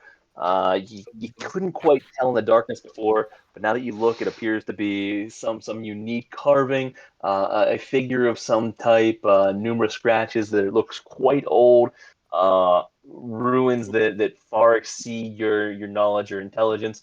They were nearly invisible. If you hadn't noticed it. As you pass over it, a sudden explosion occurs, throwing you off of it in a 20-foot radius. Let me pull this up here. So that's going to be, I need a circle. Oh yeah, you guys are. It's an alt. I think we're good, Althea. What? I think we're good though. Yeah, so based on, right, wait. So, Oh, 20-foot radius. Oops, not a Yeah. 20-foot diameter. I think we're still good though. I think so. Yeah, you guys are. Yeah. Yeah. Sorry, not sorry. Alt. All right. You probably would have dodged it and not taken any damage anyway. Maybe. All right, 5, 10, 15, 20. Let's see, how are we there? Not quite big enough there. There we go, that's it. And let me center it on Grizz, and it wraps around any corners. Yeah, Althea and Amrook managed to just be outside of it. I need you all to make dexterity saving throws if you're in the circle. You all get a +1 because you're in my aura as well. Man, did I get lucky. I'm gonna re-roll. 20. I'm gonna use one of my lucky rolls to re-roll. I have a 20. You're Sybil using has lucky a to reroll. 18. All right. 18. Whew. And that is. Bless you. I'd love to see none of those save. I'm waiting. Hold on. Okay. No, I got to pull up the spell DC anyways. I didn't have it readily available. Oh, that would be great if none of them saved. That high? Yeah. That would I'd just love to see it happen. That would suck. Okay, so that is a 14 to save. So everybody but Warwick will save. Warwick, Wait. he used his lucky to Warwick got a reroll. 16. Oh, whoa. Didn't Yeah. see that. Thank you. So those 4, good. And in that case, you will take half poison damage. Or sorry, not poison damage. This is lightning damage, actually. Ooh. And that is a 5 damage. Oh, did you guys luck out with a pretty poor roll? So everybody will take 7 points of damage. Oh, okay. Alrighty. And I'm But still the crocodile. lightning echoes through the chamber, a massive blast across the board. Maybe we should let the crocodile go first.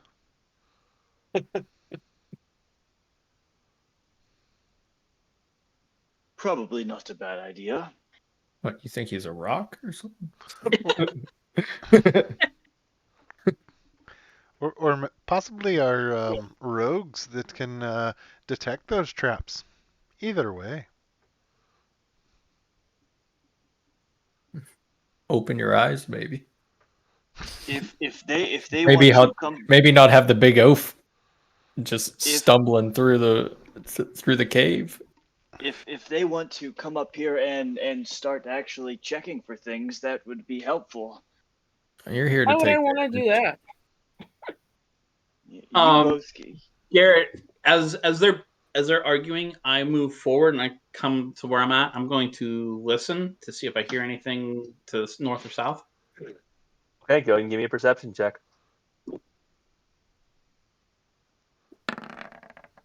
Yeah, I'm just gonna walk up to where Adrian's at.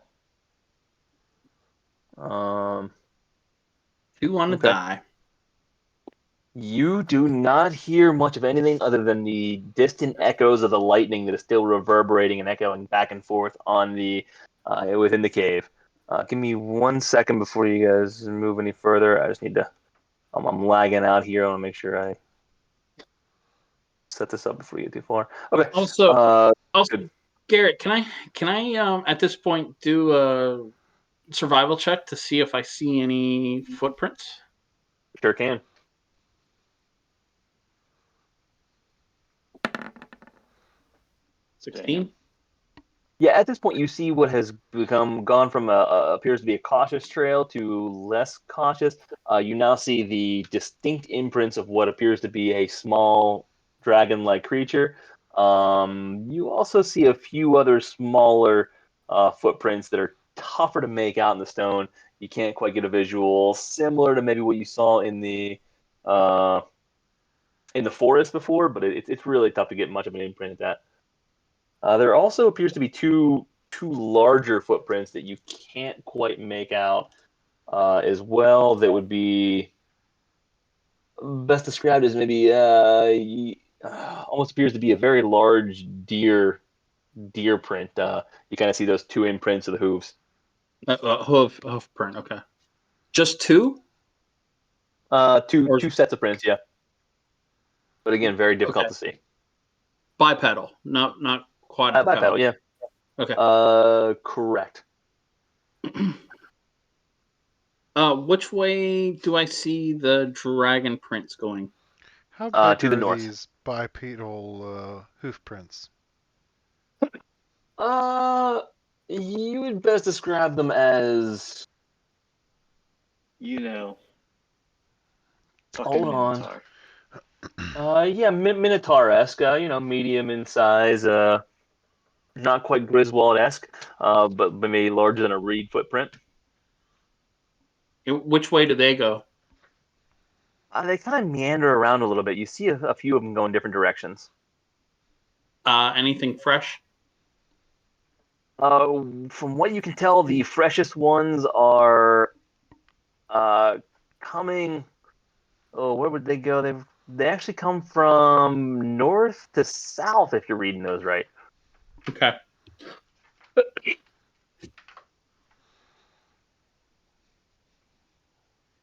I'm already. I'm gonna just cautiously continue to step out and just peek around and see what's going on. I am best like pointing my snout at the different footprints. Okay. Grizz, what is your passive perception from there? 9. And Adrian, yours as well. 17. Holy shit. Yeah. You guys don't see anything. Can I check this wall? Investigate this wall straight across from the T? You can. It appears to be a pretty standard wall, even with your stone cutting. Once again, a natural wall formed. Nothing special that you've seen throughout this entirety. It is a solid wall as you knock on it. No hidden traps. Okay. As you do that, as you're knocking and everyone is looking around, give me a roll for initiative. Hold on, remove all turns. Right, everyone roll for initiative. Okay, don't forget you have advantage.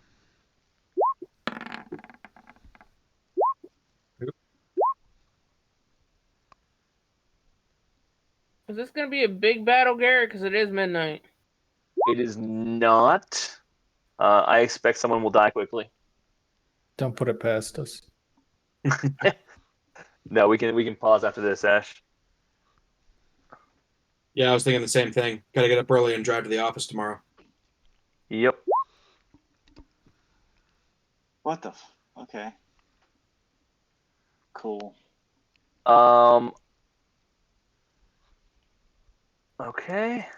Not everyone can see this, but Griswold and Reed, you're peeking around the corner. As you do, you manage to see they get a surprise round because you did not see them. From up above, suddenly a web is fired. You manage to look up just in time to catch this large tick-like creature that is medium in size. You see has 2 prongs for feet and 2 prongs for hands, but this bulbous body with a hunched back, almost pincers on its nose and small beady little black eyes. It looks just covered in veins and bulbous fat hanging from the ceiling, reaches over and just fires this webbing at your direction. That is going to be a It's awesome.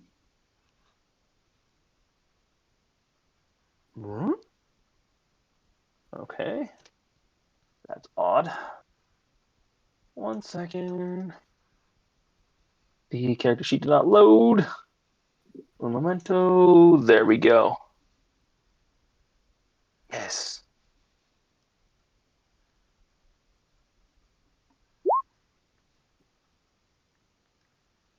And that is going to be a 15 to hit, which is not going to hit. You manage to, this webbing starts to wrap around you. You manage to bust out of it just in time before a second one comes flying at you. Who was it trying to hit? Griswold in both cases. And like Eric, it. for your my records, that is Ettercap 1 and Ettercap 2. On it. So I thought. Good. And with that, we are in standard round. Warwick, you were up first. And these things are 30 foot up in the ceiling at the moment. So, so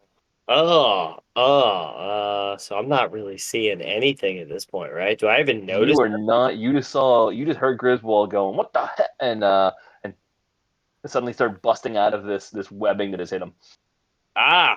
Yeah, that doesn't seem fun by any means. Oh, I got it. I'm going to move up just a little bit and where is it? Hold on. I'm gonna give Griswold a bardic inspiration. Oh shit. So I will give that to him. And Nice. then I'm going to wait to see if as soon as something comes out, I'm gonna ready chill touch, and that's it. Okay. It's So a you turn. are readying chill touch for in range or just at all if you can hit it even at disadvantage. In range, and this thing has 120 feet. I'll put it in the. So it's not a range attack, so 120 feet. Okay, so in range, got it. And Yeah. you are there. Okay, perfect. Now his turn. Let's reroll that. He is. Yeah, he's gonna take another opportunity. He's gonna fire that webbing down again, towards you, Grizz. Okay. Does not hit once again. This time missing just over the shoulder. You don't even need to bust out. You managed to duck down just in time. It won't hit you. You have gone 3 for 3 in missing out. And he is now going to Yeah, boy. hold his place. Reed, you're Yeah. up. Short bow at close. Good thing I'm lucky. And 19 will hit. 9 piercing. Yep, making contact, you hear this thing squeal as you fire it into its bulbous body, the first arrow connecting, and this piercing scream just kind of echoes through the cavern, reverberating around.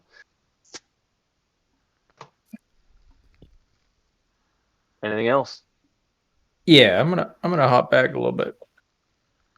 Okay. There we go.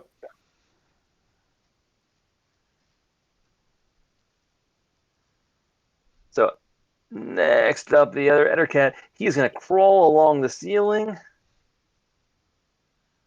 towards Grizz. Warwick, can you now see him as he's standing directly over Grizz? Yes, I can. You get your shot of chill touch. So as you see this tick-like creature crawling on the ceiling, over top, appearing in view, you now see what's firing this webbing out at him, and it's now in everyone's view. And that will not hit. You're a little taken aback by these ugly things crawling on this pure ceiling, and fitting this wildly with a chill touch. Yeah. With that, he is going to let go, drop down the 20 feet to Grizz, taking a little bit of damage on the way, but trying to land on top of him, using up that. Okay, and as he does so, he is going to land next to you. Oh, sorry, Grizz, I didn't mean to grab you there. Let me move you out of the way. Land next to you, attempt to bite. Bite onto your leg. 23 to hit. Yeah, that'll hit. What the heck? Why aren't you rolling damage for me? There it is. You have 3 points of piercing damage and 1 point of poison damage, so 4 total. And give me a Constitution saving throw. So that'll be 11. And 11 just saves. So you start to feel the poison eat through your veins before you manage to beat it back. Awesome. Good, and his turn is over. Althea, having seen these creatures just pop out. Since he's now in range, I will shortbow him.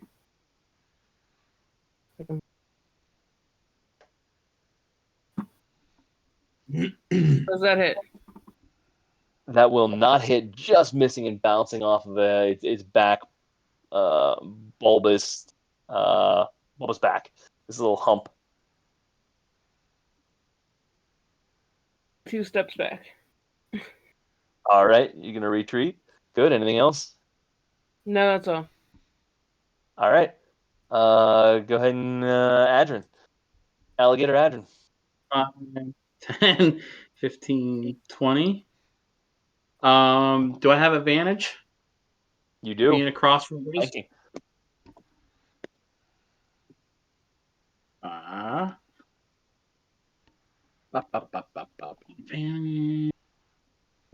And where's that? Crocodile bite. Yes. 16 to Oh, hit. that'll hit with the advantage. And take That was awesome. 4 points of damage, and he also needs to. Oh, he is grappled. He's grappled now. All right.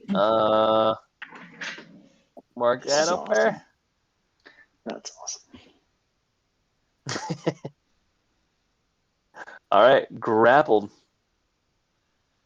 So if he's grappled, does everyone get advantage on them again? What's, Yeah, it's like a restrained. I thought so. Okay. Anything else for Alligator Adrian? No, that'd be it. Okay, with that, Amrook, you're up then. You get to take advantage of it. Yeah, buddy. I'm gonna jump up right next to him and take advantage of his grappledness.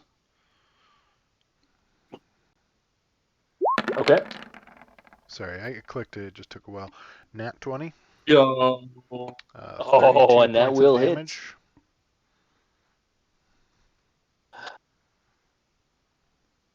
Wait. How much? 32. 32. You. And with that, as you slice through this bulbous fat that exists around him, you can now see his health bar. Yeah, I might as well swing again then.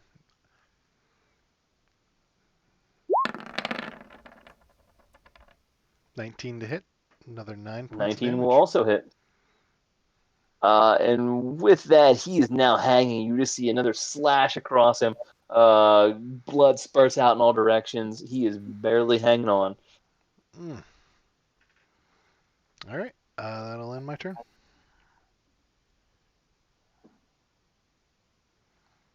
Of course, bonus action Tunnel Fighter. Forgot to mention. I know I said it before, but So I'm having wrong there. I do not see any notes that grappled creatures have advantage against them on attack. okay, we can take it back then. Let me just double check one more time before I say that. I was. Bring it Maybe I was back thinking now, something y'all. else. 2 ops this time. Speeds reduced to 0. You can't benefit from it.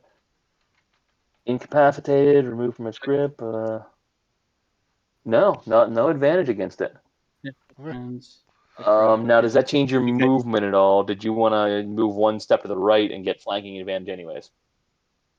Yes. So then that'll just make it all applicable. Yeah. 'Cause Okay, I let's have do the that. movement, so yeah, perfect. Yes. Okay, all good. Anything else? Nope. Just bonus action Tunnel Fighter. Got it. Okay, Siddle, you're up. Seeing this bulbous creature just barely standing, he is grappled by Adrin, and if he wasn't for that, he wouldn't be standing. All right. Firebolt. Oof. 8 to hit. Oh, just flying over top of him and missing Griswold over the shoulder as well. All right. That A nice little black stain on the wall behind him. Second one I've Hopefully, set up for you, Grizz. Thanks. hopefully Grizz pooed a little, but that's all for my turn. All I right, did. Grizz, you're up. 19-6 if it does. That will hit, and coming through and just squashing him and almost catching Adrian in the process. But just utterly squashed. The Morningstar just actually drops into his soft body, much more than you would expect it to, and he is now dead as he crumbles to the floor. I'm gonna This point. massless lump. I'm gonna point and say another ceiling, because I only have 2 words, right? That's good. We have bumped that up to 4. There's another ceiling. I'm gonna point another one on ceiling. Fucking dragons have 2 ceilings.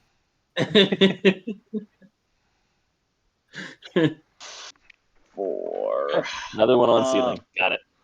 And because he's 30 feet in the air, I'm just going to go right here and chill. I know he's going to end up shooting me, but I don't really care. All right. And that'll end my turn. Warwick, you're up. Alrighty. I don't really see anything going on, so I am just going to. Well, I just yelled. Another one on the ceiling. Yeah, but I'm around the corner though. So. Oh, okay. I didn't know if you could see me or not. Yeah. Let's see. There's that. I'm gonna move there, and I will do the same thing. I'm gonna wait for me to see something, and I'm gonna ready up. Still touch. Okay. Steel touch is ready. That's it. Ends my turn. All right. Uh,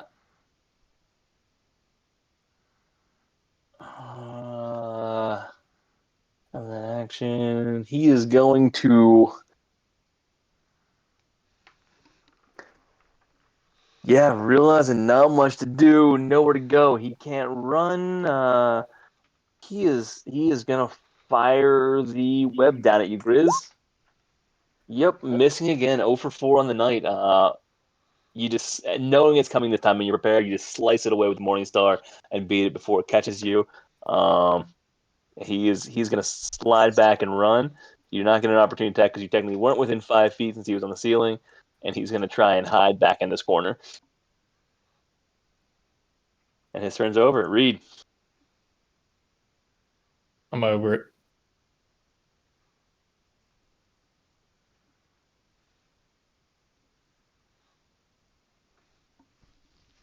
Move here. Short bow. 13 to hit. I imagine that misses. That will hit, sliding right along the rock wall as he attempts to crush his hide himself back there. You manage to just run right along parallel to it and catch him squarely. 10 points of piercing. Nice. That'll do it. Catch him in the back leg. You hear the squeal as he gets. And you do not. He does not do anything. He just begins dripping blood because he cannot feel it off your numbing bow. That would suck. Yeah, that's it for me, dog. All right, Althea. Alright. You see Reed, Griswold looking up in that direction, Reed firing in that direction. Getting an idea where he's at.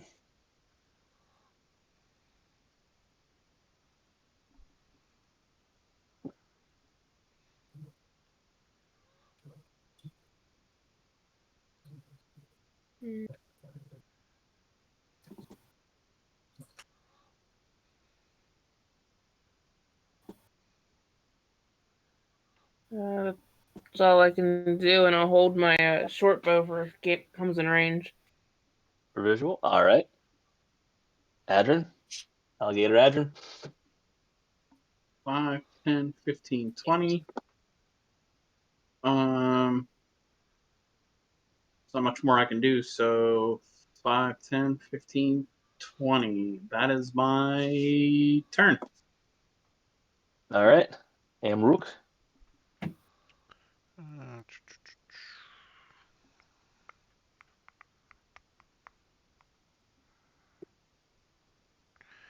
Okay. Sorry. Click my heels together and jump right over top of Griswold. And then he's up on the ceiling, you said, right? He is. Yep, 30 feet up. Okay.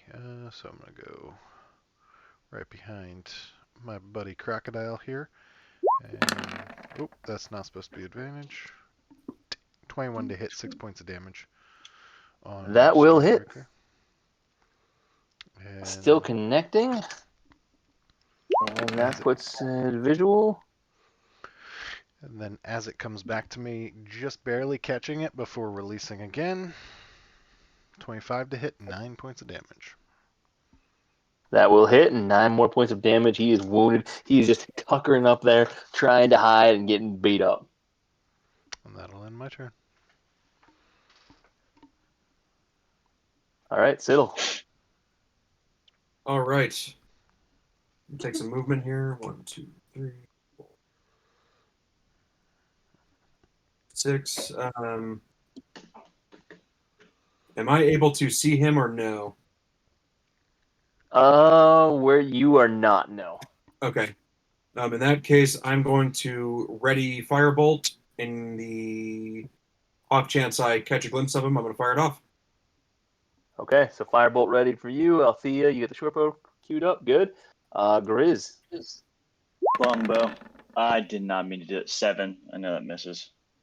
That was That not will supposed miss. Not very practiced with the longbow. Been a while since you used it. Just a little bit off. to. Ricocheting up in the distance.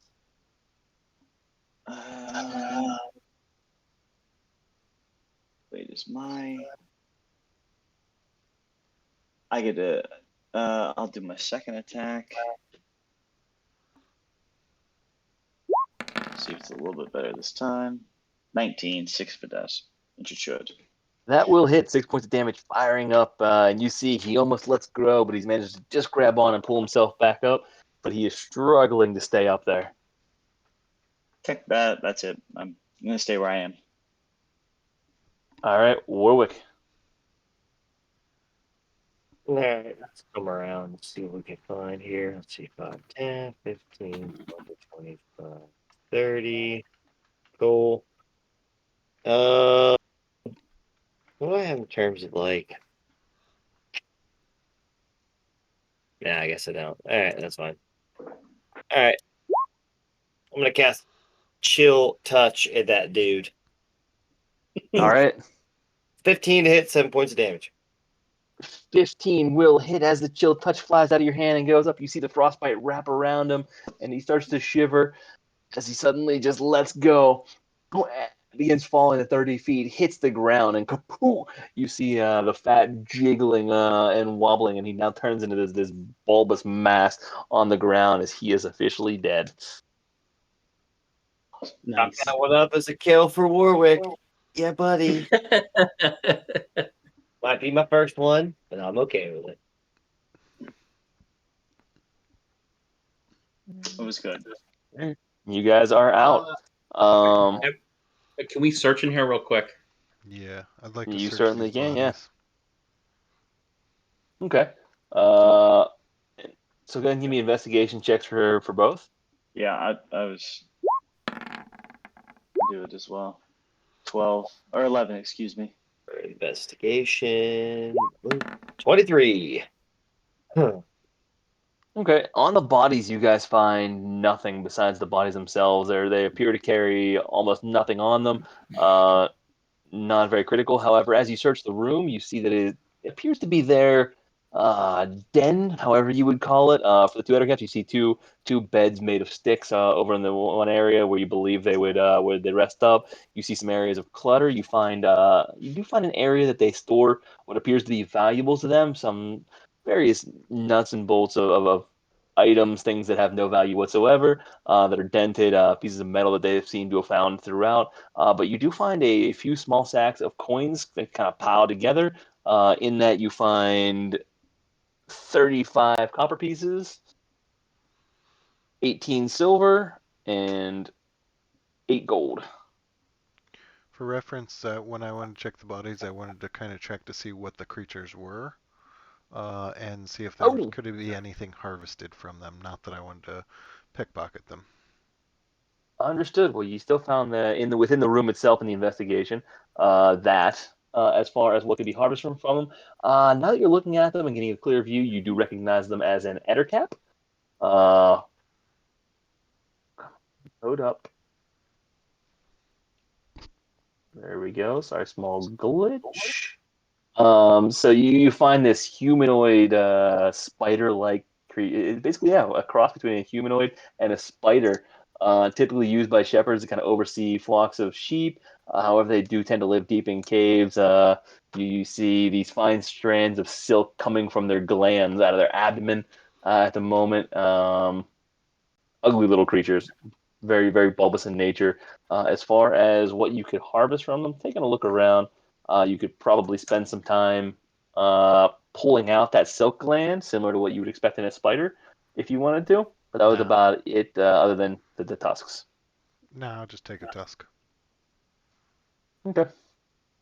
What was the coinage, just for notes? Oh, 38 copper. Oh. I don't remember the rest. I'll have to go back and watch the video. I rolled in 18 silver, 18 silver, 8 gold. 8 gold. Okay, thank you. If I found those pieces, I'm just gonna toss them over to Warwick and say, you'll probably have more use for this than I will. Split it up. You should probably split it among the party, and I'm just gonna go back to searching, and that'll be it for me. You And two otherwise, this room dating, is, or appears to be fairly empty, other than their den. So, what was that, Reed? you two dating, or what's going on there? Don't be jealous. Okay. Don't be jealous. I just kept searching because that's all I got. Though. Yeah. Other than that, the room is pretty empty. Like I said, it seems to be mostly a just a little den for them, a little storage space in the outshoots. Almost a work in progress. You do see some areas of manual digging now. You're starting to get out of the natural aspect of the cave, and appears to be more man-made. And the room seems to be expanding over time, so it kind of cuts in multiple directions.